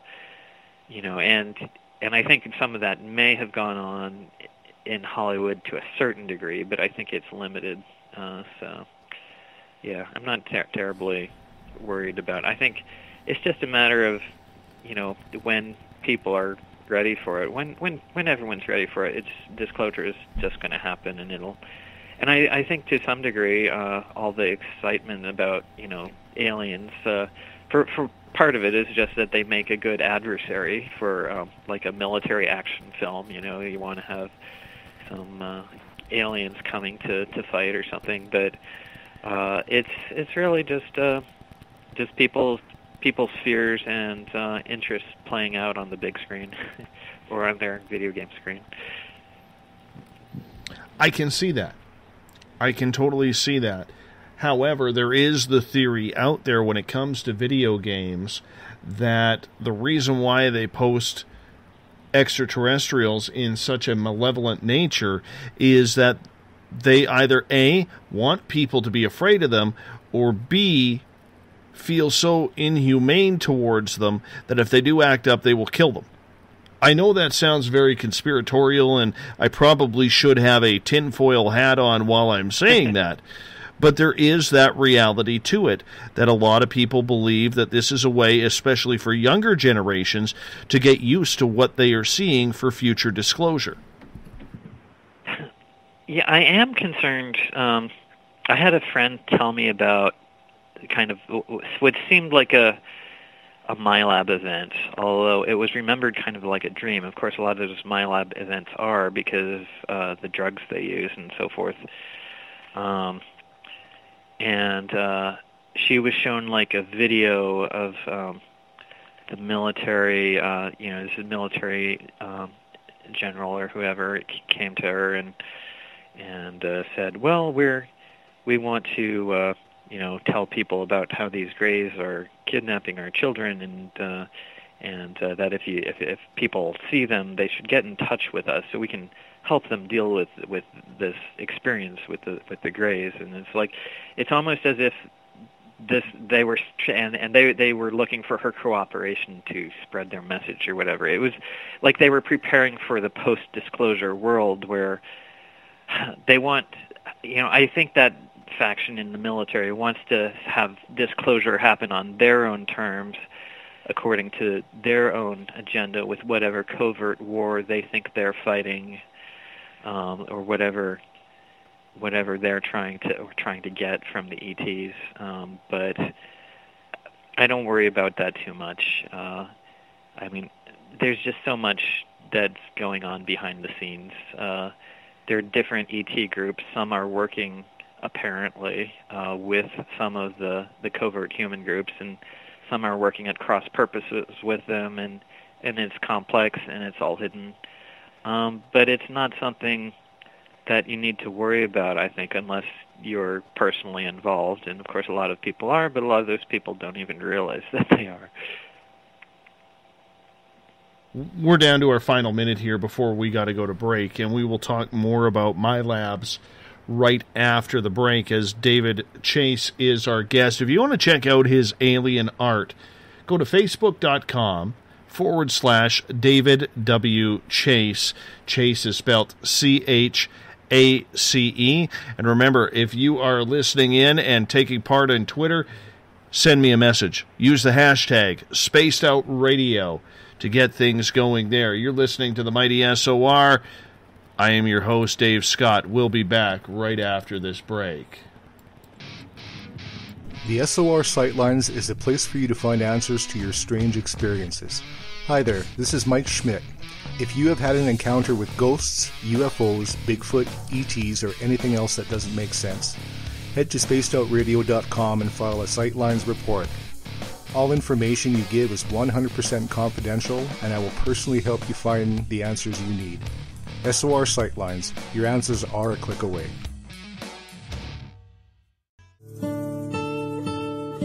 Greetings and salutations, space travelers, from the Chronicles of the Unknown team. What is Chronicles of the Unknown? I keep hearing about this thing. It's a new paranormal reality TV show based right here in beautiful British Columbia, Canada. Follow our team as we uncover claims of activity on the Caribou Gold Rush Trail. You can also follow us here every third Monday, where two members of our team will be available to answer your questions. We'll give you some equipment updates and some of our experiences on the road, right here on Spaced Out Radio. Hi there, I'm Butch Witkowski, lead investigator with U4Cop. On the final Monday of every month, you can listen to me and host Dave Scott on Spaced Out Radio's Strange Days. We're going to get to the heart of the matter when it comes to what's happening out there. People are seeing and experiencing things from ET Contact to Bigfoot, and I want to hear about it. Your experiences are what we investigators need to help solve these unknown mysteries. So tune in at spacedoutradio.com to the final Monday of every month from Butch Witkowski's Strange Days. Visit purpleplates.com today. For over 40 years, the Purple Energy Plates have been delivering amazing results for their many customers. Inspired by the great genius Nikola Tesla, the harmony, healing, and energetic effects of the plates have proven over and over to be beneficial and often miraculous to thousands of customers. With their money-back guarantee and the many benefits, how can you afford not to get one? Check their site for daily specials and choose from their many energy products. You won't be sorry. Visit them today at purpleplates.com for mind, body, and spirit, and expect a miracle. This is your medium, Joanna, from Spaced Out Weekend, 2 mediums and a large. I would love it if you would come and join us with host James Tyson every other Sunday on Spaced Out Weekend. Together, we will take your calls and your questions live. Our goal is to provide you with a positive outlook on deep questions that you may have. Questions regarding love, relationships, money, or whatever else is on your mind. Come and check us out at spacedoutradio.com. Have you checked out the SOR Spacewire at spacedoutradio.com yet? Every day we post the latest stories regarding the weird, strange, and completely unbelievable. From cryptid and UFO sightings to the conspiracy world, we tackle it all. Hi there, I'm Eric Markham, Spaced Out Radio's news director for the SOR Spacewire. And if you have a story, I want to hear it. Email me at news@spacedoutradio.com. Patrolling the Pacific Northwest, we are always on the lookout for the strange and unassuming stories that real people are experiencing. Hi, I'm Vincent Zunza from Pacific North Weird. Me and Alexandra Sullivan have teamed to bring to you those odd stories that never seem to make it into the mainstream.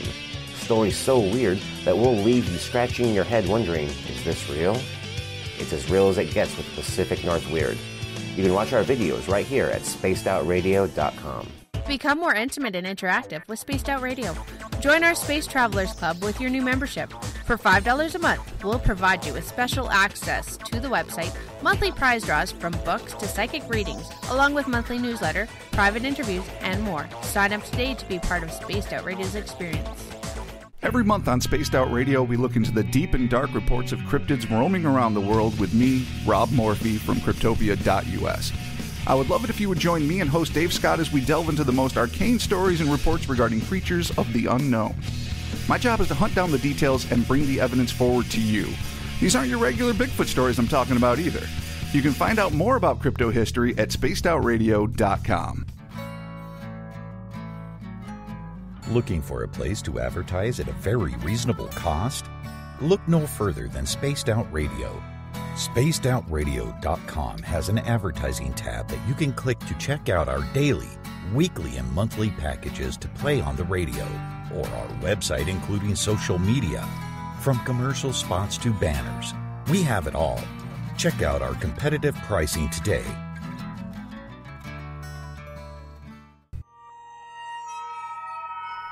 You hear footsteps in the empty room above you. A rocking chair begins rocking by itself.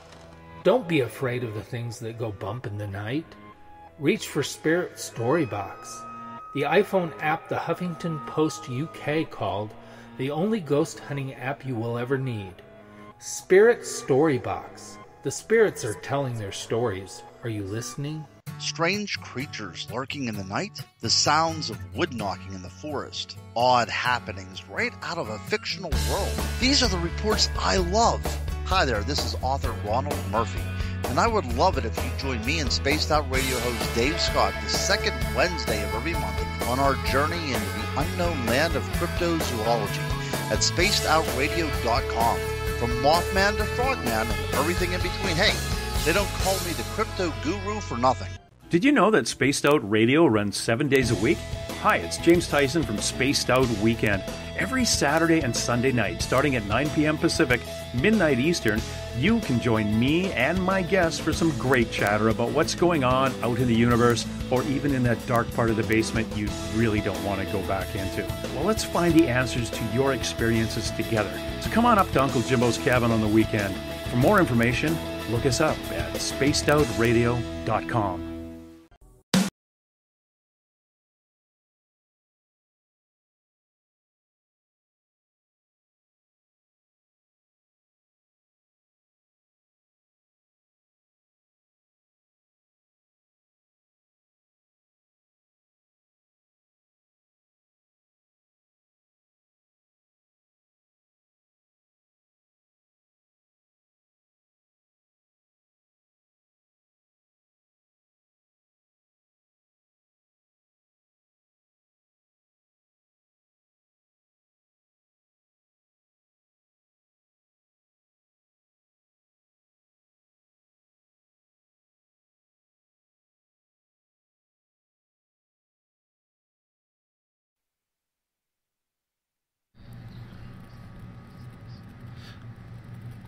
Welcome back to Spaced Out Radio tonight. I am your host, Dave Scott. Good to have you along for the ride as we enter into hour number 3 here with our guest, David Chace. We're going to bring David on momentarily. Tomorrow night on the show, we're going to get into 2017. Which direction paranormal science and paranormal journalism should take. We're going to be joined by Eric Markham and Everett Thiemer. It's going to be a great show tomorrow night. They'll be with us for the entire show. They're going to jam-pack it with information because there's a lot of do's and don'ts in that field, and we got to get more into the do's than don'ts. 9 p.m. Pacific, midnight Eastern Time at spacedoutradio.com if you want to tune us in live. We want to welcome in everyone for the first time tonight listening in on Renegade Talk Radio out of Las Vegas. Yes, we are live in Sin City. Great to be right with you in my home away from home. If you're listening in on Revolution Radio, it is a donation station financed by you, the valued listener.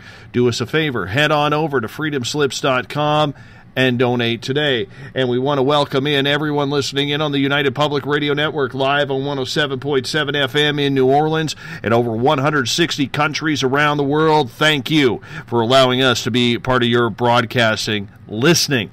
Bill Cardwell has set the password for tonight in the SOR Space Travelers Club on Follow Psyche. And I'm not saying it again because I'm going to butcher it. But you know what it is, space travelers. Use it wisely. And if someone asks you what the password is for, just say exactly. Bill sets a password each and every night right here on the mighty SOR. Hey, if you're a social media junkie like I am, follow me on Twitter at Spaced Out Radio. And if you want to connect during the show, use the hashtag Spaced Out Radio as well. Also, you can follow us on Facebook. Give our page a like, Spaced Out Radio Show. On Instagram, I can be followed at Dave Scott, SOR. Subscribe to our YouTube channel, Spaced Out Radio Show. Tune us in on TuneIn. Download this show and others on iTunes. And our website is spacedoutradio.com. While there, we have a plethora of features for you, which means you can also join the SOR Space Travelers Club. It's $5 a month. David Chace is with us tonight. We're talking extraterrestrial contact, reptilians, greys, my labs. David, welcome back. Glad to be back. Right before the break, we started to touch on my labs, and you have an interesting take on this because you strongly believe a lot of extraterrestrial contact may not actually be, if I'm correct, but it might be actually my lab action that is going around still taking people. Oh, I wouldn't say that. I would say that the MyLab aspect is a component of the abduction phenomenon. That there are multiple groups of, for the most part, non-human intelligent beings, or in some cases human-looking ones, like the what we call Nordics, who are interacting with, abducting, contacting human beings for a variety of purposes. But there are also a couple, probably at least a couple of these compartmentalized covert human groups. I mean, a lot of abductees, experiencers, contactees, a lot of them see, suspicious helicopters, like military helicopters hovering over their property and things like that. And when that happens once, you think, okay, maybe that it was just in the area for some kind of surveillance or of something it was doing. But, if it happens to you multiple times, and you begin to think, okay, is this related to my abduction experiences?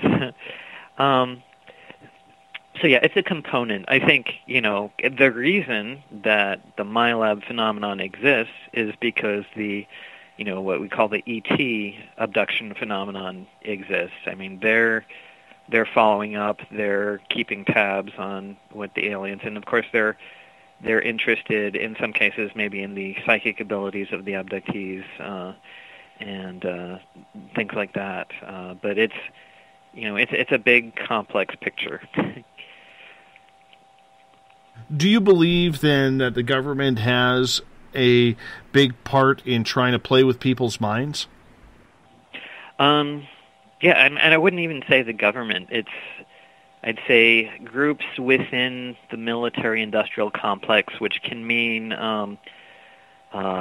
groups within intelligence agencies, like maybe the Air Force Office of Special Investigations or Naval Intelligence. It could be groups within aerospace corporations, like kind of paramilitary groups that have some affiliation with this government contractor or something.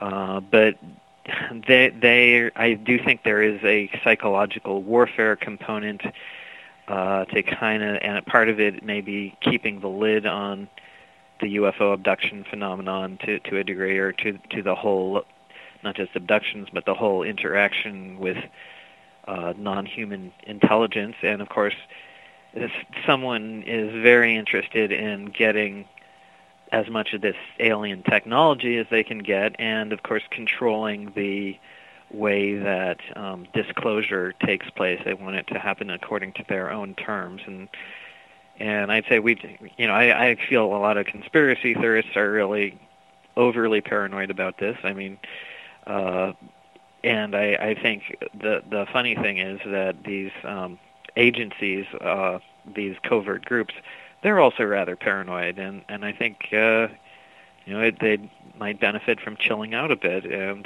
just say, let disclosure happen, let contact happen, and see where things end up. I mean, of course, maybe some of them know something that I don't know, and they're doing. I mean, obviously they would, because I don't have knowledge of all that goes on. But I think they're doing some, kidnapping and interrogating people and so forth is not necessarily a good thing to be doing. Yeah, it's a complex picture, and there's some issues. These MyLab experiencers, are they all ET contactees as well? To my knowledge, they are. That's why this happens to them. That they've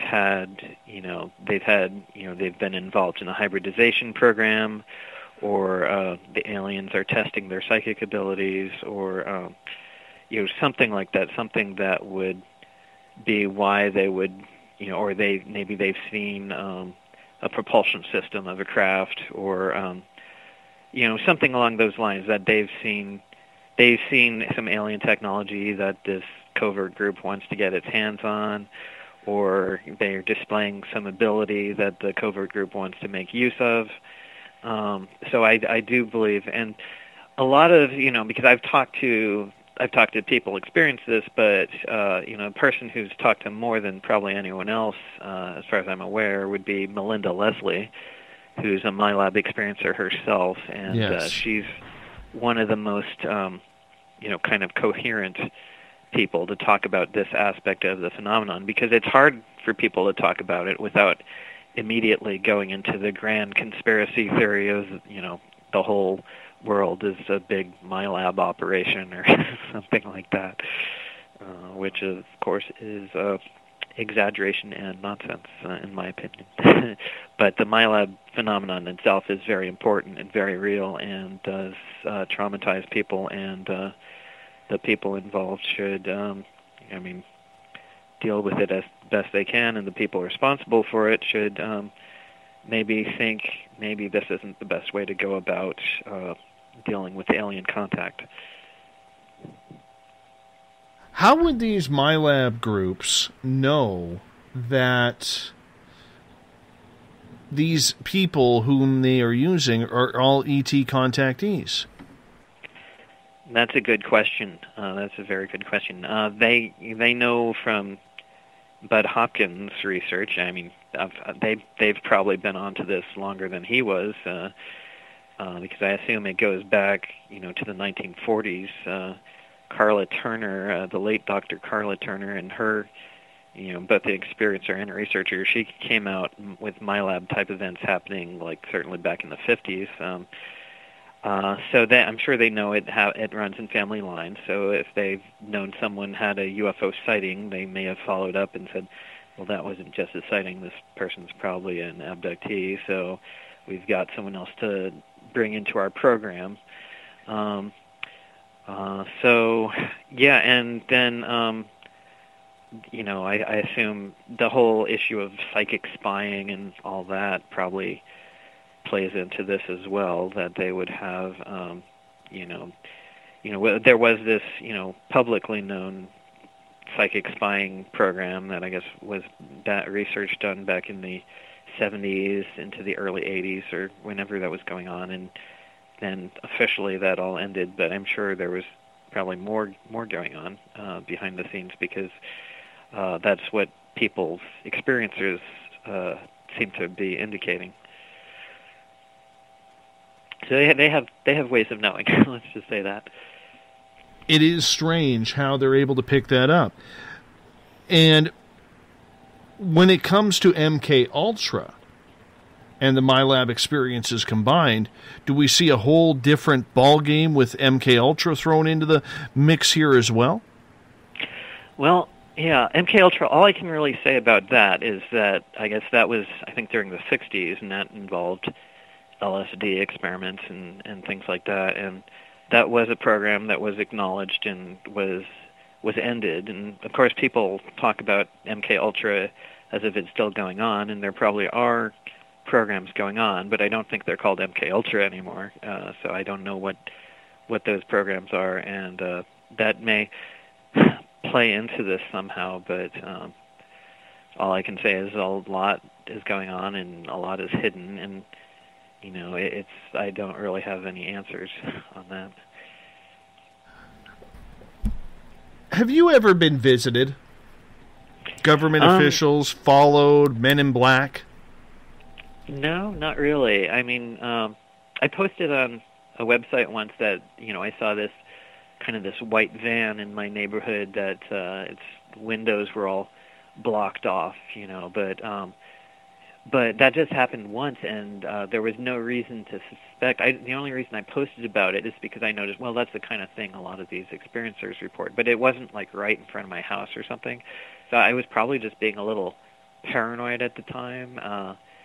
But nothing ever really happened to me as far as intervention by, military intelligence or anything like that. As far as I know, of course, a lot of the thing with the, we know that from people's reports that they do, and they have various means, electromagnetic means, apparently means using sound waves, devices that generate a sound wave that influences your consciousness, and then drugs they can inject you with, just with a needle or something like that, that will affect your short-term memory, or so they can even have a whole experience. And I've talked to a couple of people who've had an experience where someone in their neighborhood or their roommate or something has seen them visiting with or yelling at some military people who are in their home, and then the next day they have no memory of that ever happening themselves. So stuff goes on, but it hasn't happened to me as far as I know. I haven't had it happen either. And I'm not saying that it's not going to happen, but it often makes me wonder when I hear people who are MyLab experiencers or UFO contactees, or maybe they look into, things a little bit too deep, and regular people with a curiosity, much like you and me, because realistically, not many of us are that special to be in the know. And yet they're being visited by men in black. They're being followed by blacked out SUVs. They're being, they say there's always black helicopters flying over their yards. So I guess my question is a lot of this just paranoia, or do you think that regular folk who are having experiences are being visited by men in black and government programs?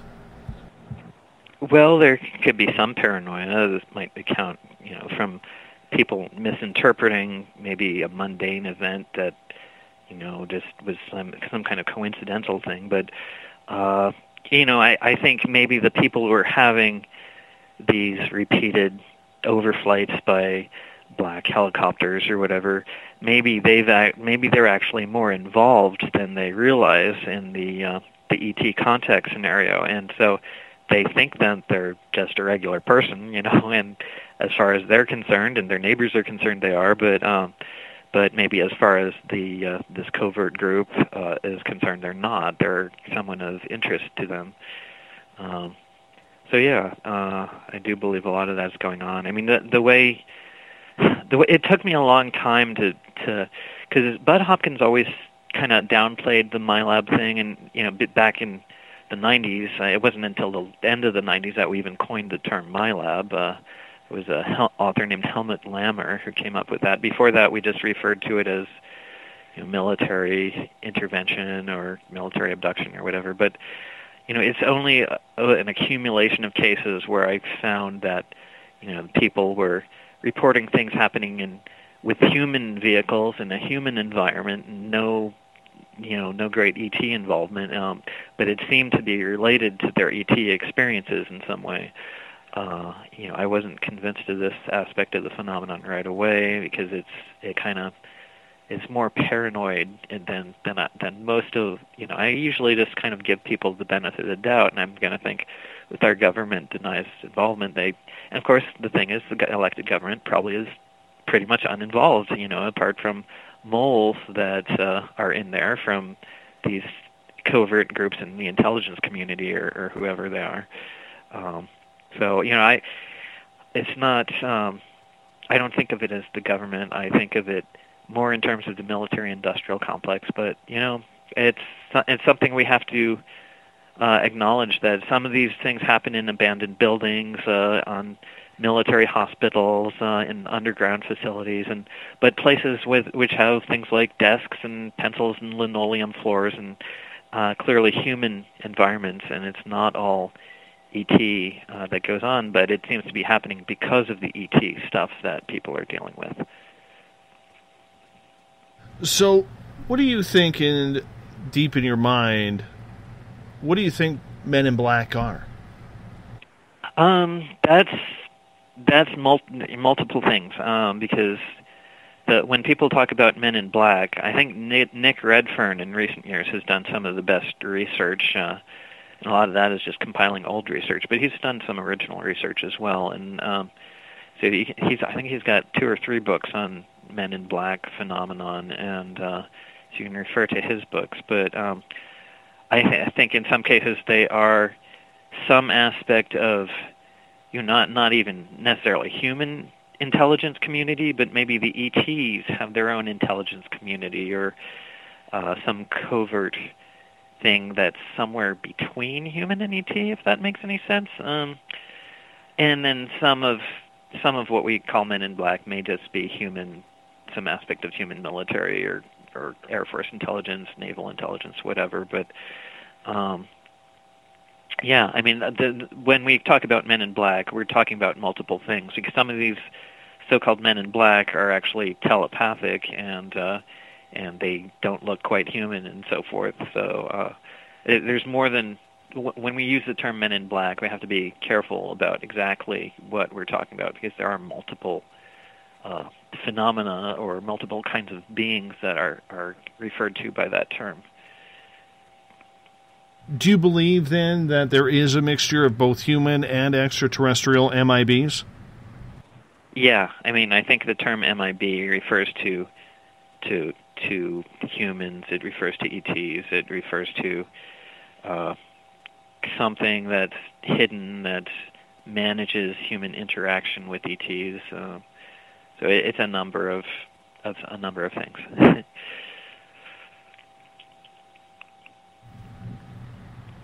When it comes to people who are targeted, do you think that there are certain generations or certain groups of people that are targeted for this? Because there's a lot of people who have side effects. One of them maybe being Morgellons disease. I don't know. I've heard of Morgellons disease. I don't really know. I mean, I don't know if that's connected with, with. I really don't know what that is connected with.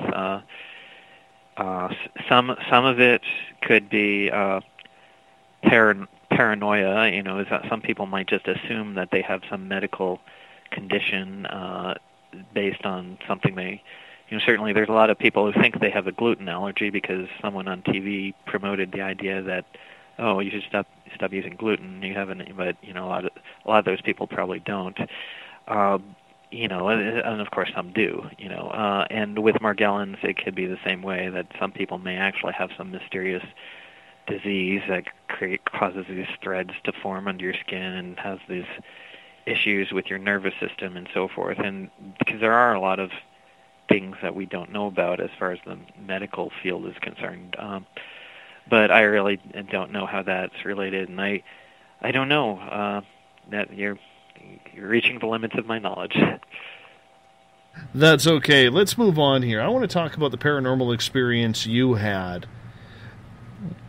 when you were at the Experiencers Conference in Portland, Maine. Explain that to us in detail. What happened again? All right. Well, so in 2014, I guess it was end of August, start of September, that year I went to speak. I was invited by Audrey Starborn to speak at her Experiencers Speak conference in Portland, and I had that year we had the situation where, like, after the conference, we went to this lake house where some of the people involved had this meeting. It lasted a few days, kind of a camp out situation, and like at least 3 or 4 of the psychics in the group, because we were pretty much all contactees, or most of us, and 3 or 4 of them actually predicted that there would be a sighting that night, and it would happen in a particular part of the sky, and lo and behold, later when we did our Close Encounter of the Fifth Kind, where we attempted to, meditate and shine flashlights in the sky and contact them, there was a bright flash in the sky in that area. And unfortunately, I was having a terrible time trying to keep my eyes open. I was very sleepy and I was cold, and my eyes happened to be closed at exactly the time when that happened. So I was disappointed with that. I just missed having my own sighting, which would have been my first, But then the following year, in 2015, I went. I just attended the conference, didn't speak that year. But after the conference, we did the gathering again at the lake house, and that year I was able to spend most of a week there. And so I believe it was a Thursday. It was September 3rd, 2015, and it was. There was only 7 or 8 of us left, because at the start of the week there had been about 50 people there, but over the course of the days people have to go back to work or whatever, fly back home or drive back home. And by Thursday there were only a handful of us left, and it was early afternoon, and there was a loud crashing sound. I mean, Audrey was out on the back deck of the house there, and she called everyone out to see what she was seeing in the gully next to the property there, and we looked out and we saw a tree come down.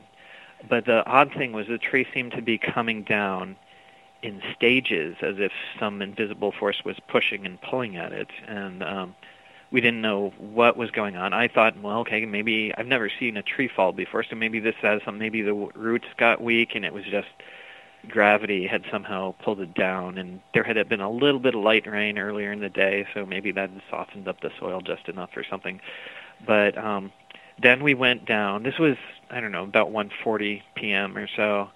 So then Audrey and Debbie, her twin sister Debbie, and I went down to the rim of the gully and watched the tree fall from, like, close up, where it had just kind of landed and was still settling into the ground. And what we saw was it looked like an invisible being was, like, jumping from one part of the branches on what had been the top of the tree, but was now practically lying on the ground. And it was like we would see the branches depressed under its weight, and then they would spring up, and they would fall flatten down, like, next to it, as if it just jumped. It seemed like 2 or 3 of the, well, probably about 1 or 2. I mean, it didn't seem like 3 at that point, but I'd say large ape-like. I mean, just based on the kind of movement we saw, it reminded me of a large ape.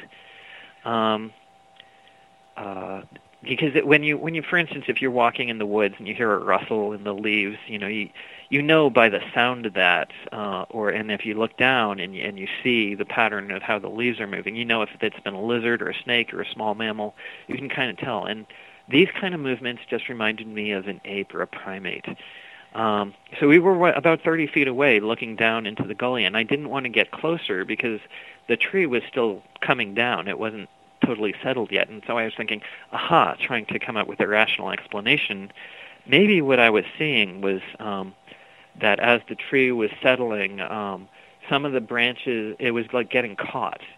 And then there would be tension stored in the branches, and then a branch would break, and then it would slip a little further, and it would cause the branches to spring up, and maybe that was causing these ape-like movements, because I wasn't ready to admit to myself that I was seeing an invisible being affecting a tree.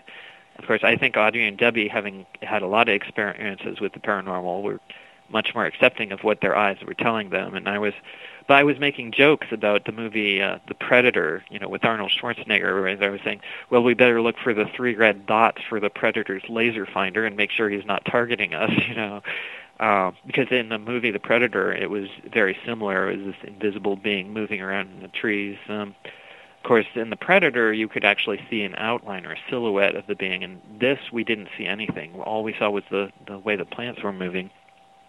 So I took a couple photos, but of course, they're still photos, and they don't show anything moving. And for the most part, I wanted to kind of be respectful of the phenomenon. So I was just documenting the fact that we were observing it. So I took photos of Debbie and Audrey watching it, but I didn't really take a lot of photos of the tree itself at that point.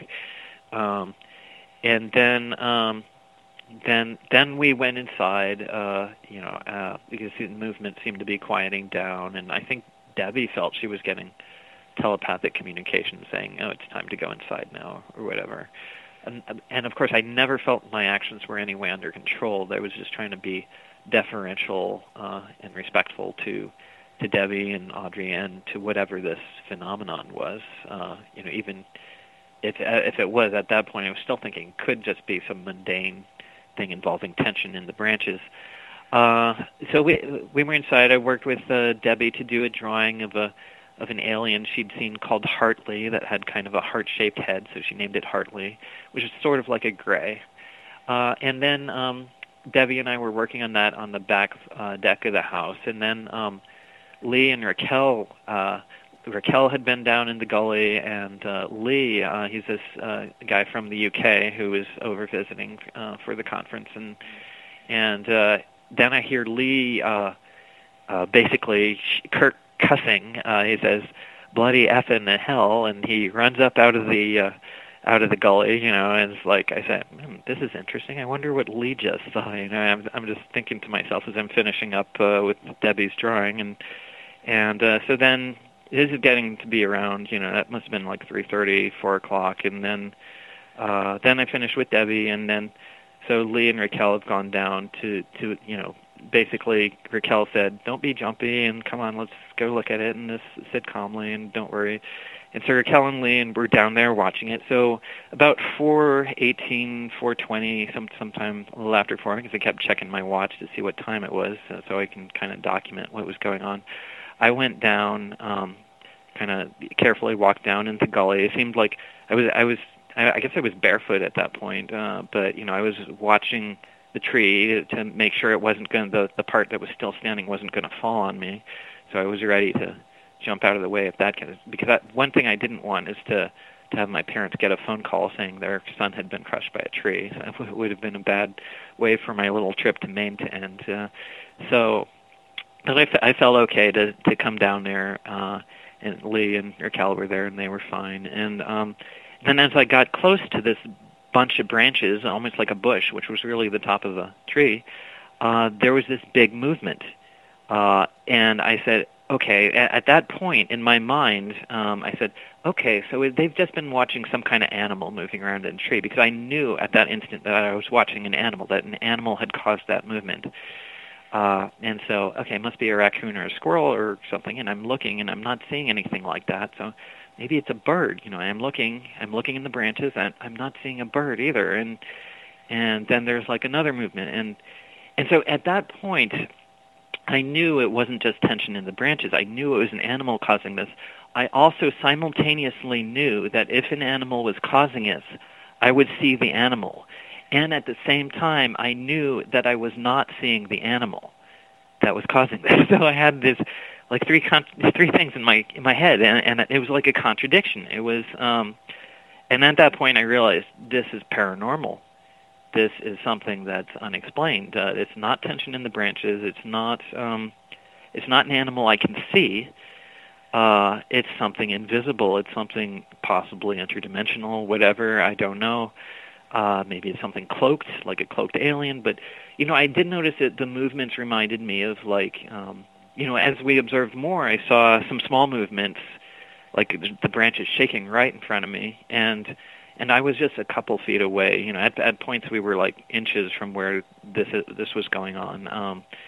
And we were just kind of sitting there, like Indian style, like watching this. And a thought popped in my head, oh, that's like a marmoset. This is like a small monkey causing these. So the bigger movements were like an ape or a large chimpanzee, like jumping up and down on the branches or dropping down to the branches from higher up. And then there were smaller movements that reminded me of monkeys. But everything made me think of, like, if you watch a nature video, like on a documentary or something, and you see monkeys or primates playing in a tree, and you just digitally remove the monkeys, and all that's left is the movement of the branches. Well, that's exactly what we saw.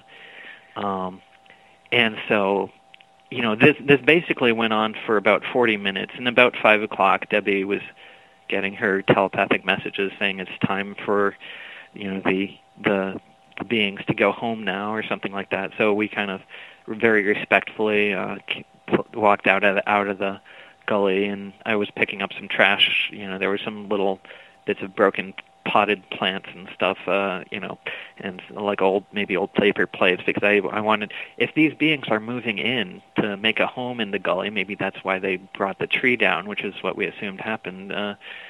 So maybe I wanted to be respectful and leave them with a good, clean home. But that was, a good 40 minutes out of a whole afternoon of the various activity happening in that gully. It was the most paranormal thing I've ever experienced. And I guess I said exactly that to Lee at the time. This is the most paranormal thing I've ever experienced.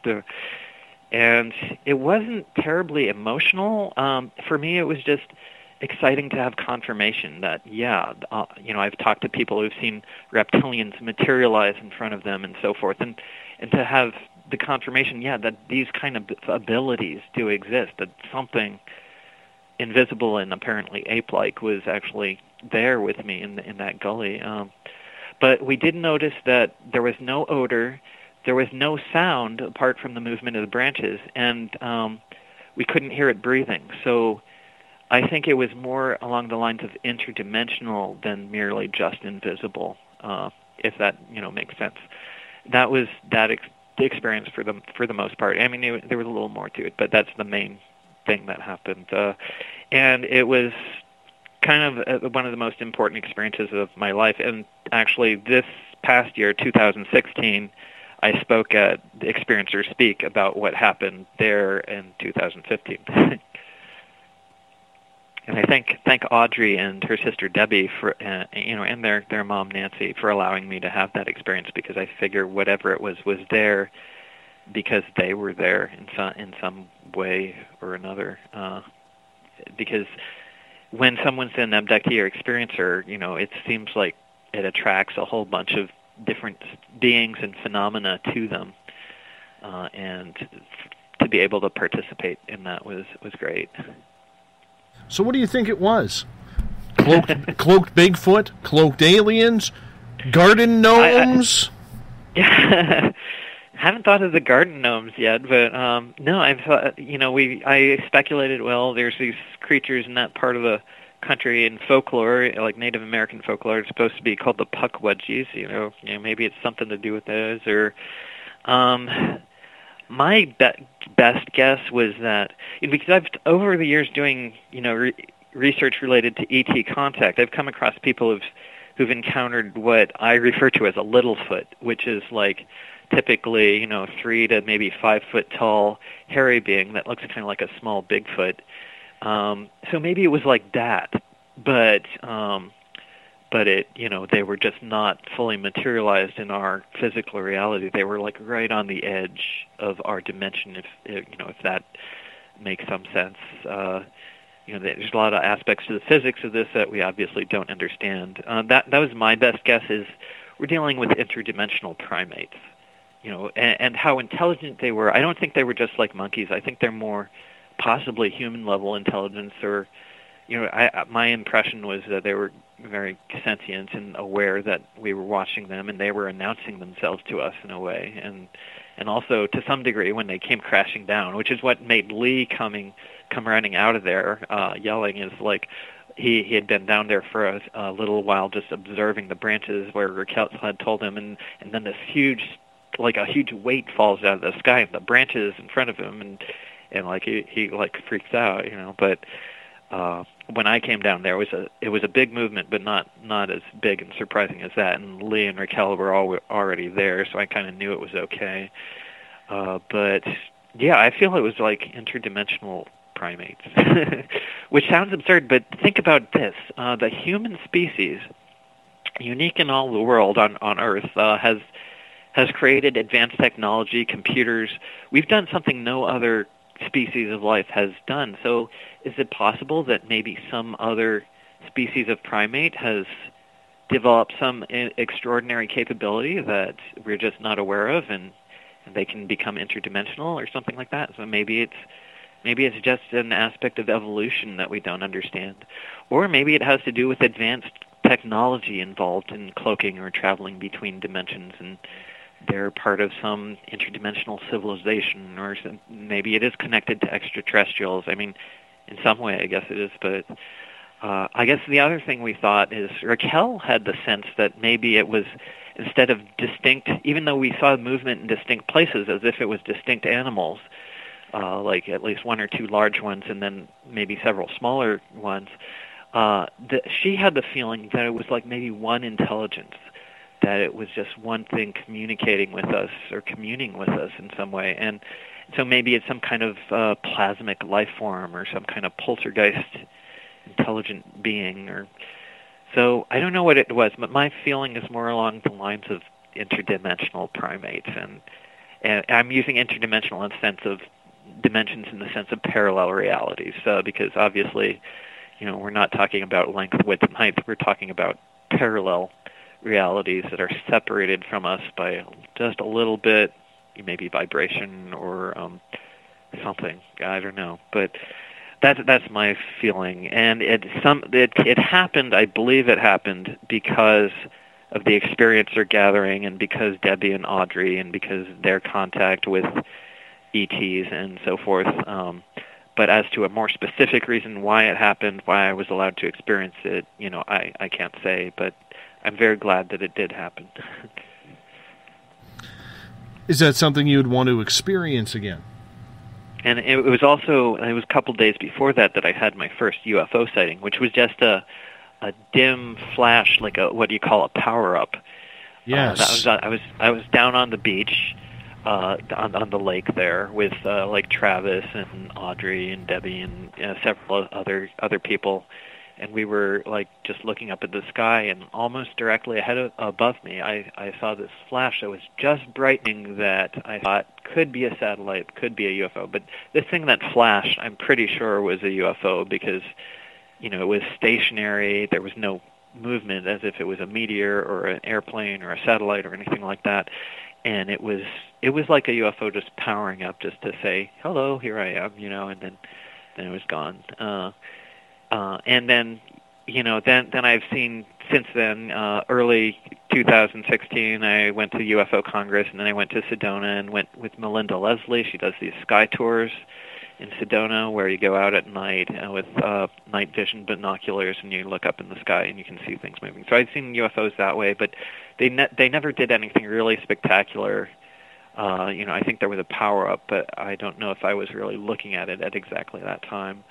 But so basically 2015 was when I started, as far as my personal experiences with UFOs and the paranormal, and that's after, from basically 1991 onward, I was seriously engaged in research. So it took me, like 24 years basically of research before I actually experienced something for myself. So stick with it if you want to have your own experience. It sometimes takes a while. I love those power-ups. I really do. The last time I had a good one was back in October. I was chatting with Eric Markham about, and Eric is part of my Space Out Radio team, and I was talking to him on the phone after the show, and way to the northeast I had this power-up, and I asked it to turn on again. It did. And because, if they're letting you see them, they are in contact with you. This is one thing that I have learned. And after about 4 or 5 of those power-ups in a row, I asked it, could you fly over my house? And it powered up. And then, next thing I know, it went black, and I didn't see it. I'm like, can you power up again to show me where you are? I asked that about 2-3 times. And then when it powered up again, it was closer to my house. And then closer to my house. Be damned if it didn't come right over my house. And it powered up right over my house. Powered up about 18, 19 times. It was awesome. But what I'll tell you the story where I believe that these power-ups are extraterrestrial. Mm-hmm. In April of 2014, when I had my close encounter of the third kind, and I went outside my friend's yard about 10 o'clock at night after what I thought was a migraine. And it ended up being shapes pulsating in my head.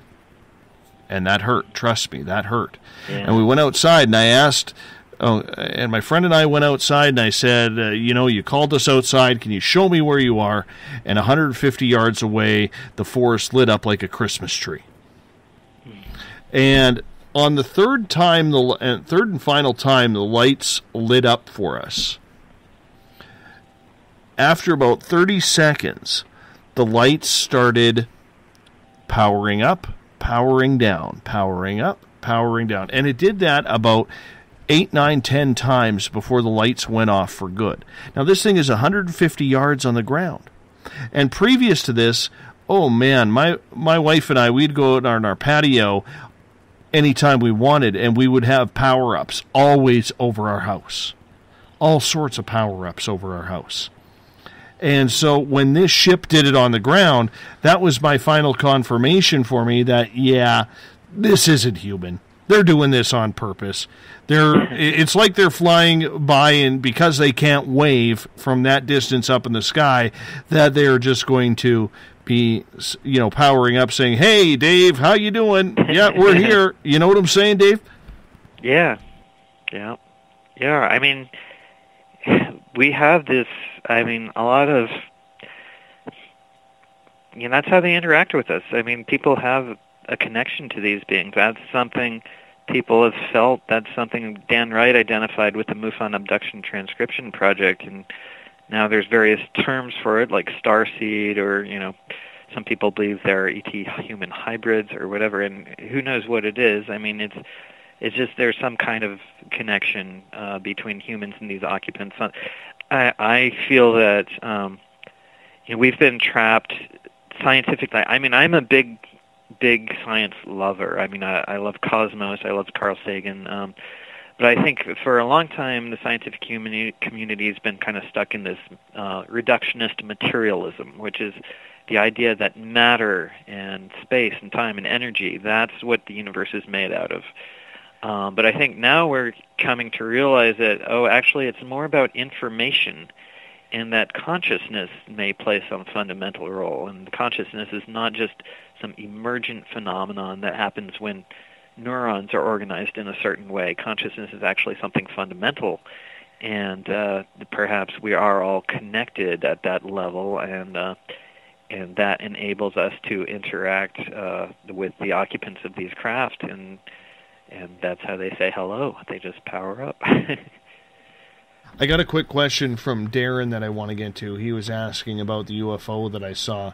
The UFO was actually kind of camouflaged by trees, but what I did see was white light emanating from the ground, and at the center of where all this white light was emanating from, and this white light was the purest white light I'd ever seen, but what I remember of that white light was that even though it was so bright, we were not squinting while looking at it. Because usually you get a bright white light, you squint. Your eyes want to refract from all the light. Not in this case. And at the center of where this white light was emanating from was a vertically standing blue cylinder in the most beautiful blue that I've ever seen. The blue was almost like the blue emergency lights on a police car, except a little bit darker. And this cylinder stood probably 25 to 30 feet tall, because the trees in the area are around 60 to 100 feet tall, big trees. And what I recall from this cylinder was that at the bottom of this cylinder there was a black cloud that was rotating counterclockwise around it. And sometimes this black cloud would go like halfway up, then it would work its way down, and then halfway up. But as for the shape of the ship and what it looked like, I have no idea. So I just wanted to explain that a little bit. Yeah. The light that was bright, but it didn't cause you to squint. Bud Hopkins, one observation he made with some of the balls of light people see that seem to actually be possibly an entity or a probe floating through their home, that they seem extraordinarily bright, and yet they don't light up the room around them. So there's obviously stuff that these beings know about light, or what we know as light, the physics of it that we don't understand yet. But yeah, it's fascinating. Yes, I fully agree with that. And the beauty of contact is we don't know when it's going to happen. We don't know when it's going to happen. We don't know where it's going to happen, what time it's going to happen. But I can say this, as someone who has been taken during the night and have had experiences during the day up close and personal with my wide eyes open, I would take a wide-eyed experience any day over questioning whether it was a dream or not, David. Yeah. Yeah, I understand. You don't want to be... so many experiencers are left in a state of, am I going crazy? I'm having these marks show up on my body. I thought I had an alien in my room, but there was no evidence behind apart from these marks, So people are questioning. People have to question their sanity, and people struggle with this. And so I encourage people, if they get those marks on their body, take a photograph. You don't have to show it to anyone. Just, put a ruler there, take a photo, document it, put it in a journal, keep it for future reference. Keep a journal, just make note of any kind of UFO-related dreams or experiences you have, any paranormal experiences that might be related to this, and just don't worry too much about it. Just document it, and maybe later on, when something happens and you're questioning your sanity, you can go back and say, well, yes, this happened on this day, this and that. Now I can see how that was related, or this is part of the same pattern or phenomenon. So yeah, if people keep a journal, that sometimes helps them with those experiencers that are hard to know about, And sometimes I was Raquel during our thing with the invisible apes. She said, it was nice to have an experience during daylight, with friends in a gully, right next to a house there, where you could. She had the choice of walking away from it at any time, and she was fully aware. None of us felt like that we were under control. Of course, even looking back on it, we realized, well, no, our behavior seemed like it was in control, because in a lot of UFO encounters, people do feel that, especially after the fact, when they look back and said, well, why did I do that? That didn't make any sense. But in this situation, we didn't feel like we were being controlled or manipulated or that anything like that. We felt that we had our free will and we were engaging with these invisible apes or whatever they were, and it was great to have that as kind of a confirmation. And it was in daylight, it wasn't scary, and it was very clear that something was alive but invisible, and it was moving the plants. It was wonderful. So are you a big believer then that this whole interdimensional landscape that it seems like a lot of researchers and scientists are very hesitant to tap into, do you think it's a very real prospect of creatures of extraterrestrial descent, of UFOs, of Bigfoot, or whatever else is supernatural? And I don't use the term supernatural, and I could get on into a whole thing of why I'm that way, but I usually call it paranormal. But whatever the case, I mean, because I think it's part of nature. All of this is part of nature. Even our own technology and stuff is part of nature, but we don't think of it that way most of the time. But I think that this connects to the out-of-body experience, to this idea to when people go out of body and they say, wait. And many of those experiences, people see, oh, I still have a body. I'm even wearing clothing, and yet my physical body is in the bed with the pajamas on in the bed. And I seem to have a duplicate of that on, and it's the interdimensional thing is it seems like there's different levels, and it's like, it's just an aspect of life. I mean, that there's more to life, to living things, than we understand. It's not just the things made up of chemical matter that we can see. That there's other life around us, and there's other, for lack of a better term, parallel realities, or other dimensions, or layers, or levels, or vibrational overtones, or whatever. And there are people who try to connect it to the other dimensions, like theories of superstrings say that there's 11 dimensions or something, and people try to. And I think it's premature to say that those dimensions necessarily have anything to do with these dimensions. I mean, I think the best we can do is have people describe their experiences, but let's keep an open mind about exactly what the nature of these other dimensions, for lack of a better term, is. But yeah, I think there's. I talk about it. It's a spiritual reality, and it's there's many levels to it, and the physical universe we know is just one level of a larger spiritual reality. We only got about 90 seconds left with you, Dave, and I want to just say thank you for coming on the show and giving us the full 3 hours and really enlightening us on the aspects of ET Contact, of the research that goes into it, what it's all about. It really was a really informative program. Thank you. Thank you. I just want to say that I hope people, in spite of whatever fear or trauma that they've gone through, I hope that they choose to be skeptical of the fear-mongers out there, and to say maybe maybe the world isn't as bad as I thought, and I should just start giving people the benefit of the doubt, and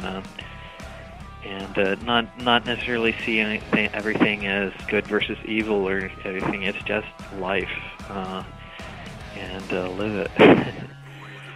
Absolutely, and we do have to keep that open mind, because reality and the unbelievable sometimes walk a very fine line. Dave, let me ask you this one quick question. How can people get a hold of you? Where can they see their artwork? And where can they find out more about Free? Okay. Free, well, I wish I had all the websites in front of me. I don't, but you can reach me at my Facebook site, which is, I think it's facebook.com/David W. Chace, CHACE. I don't tend to add a lot of friends, so you may friend request me, but don't worry, just message me, because you can message me, and if your privacy settings are right, I should be able to receive your message. I like to keep my friends list small, though. And then free, the Dr. Edgar Mitchell Foundation for Research into Extraterrestrial Encounters. There's a free experiencers site page, group, I guess it's on Facebook. But you can just Dr. Edgar Mitchell Foundation for Research into Extraterrestrial Encounters. You could Google it, and I'm sure that'll get you the website and all the information you need. Appreciate that, Dave. You hold on for a minute or two here, because I got to wrap this up. If you're listening in on the Spaced Out Radio side, you are hearing Mr. Ron Bumblefoot THAL crank it up with Little Brother is Watching. Yes, Bumblefoot is the official music of Spaced Out Radio. You can catch him on our website. Tomorrow night on the show, starting at 9 p.m. Pacific, midnight Eastern Time, Everett Thiemer and Eric Markham are going to join us. We are talking paranormal journalism, paranormal science, where it should head in 2017. Hard to believe we're here already. If you want to listen to this show and others, go to our YouTube channel, Spaced Out Radio Show. Tune us in on TuneIn. Download this show and others on iTunes. Good to have you along for the ride. Everyone in the chat rooms and at hashtag Spaced Out Radio, thank you so much. We will do it all again in exactly 21 hours from now. Have a good one.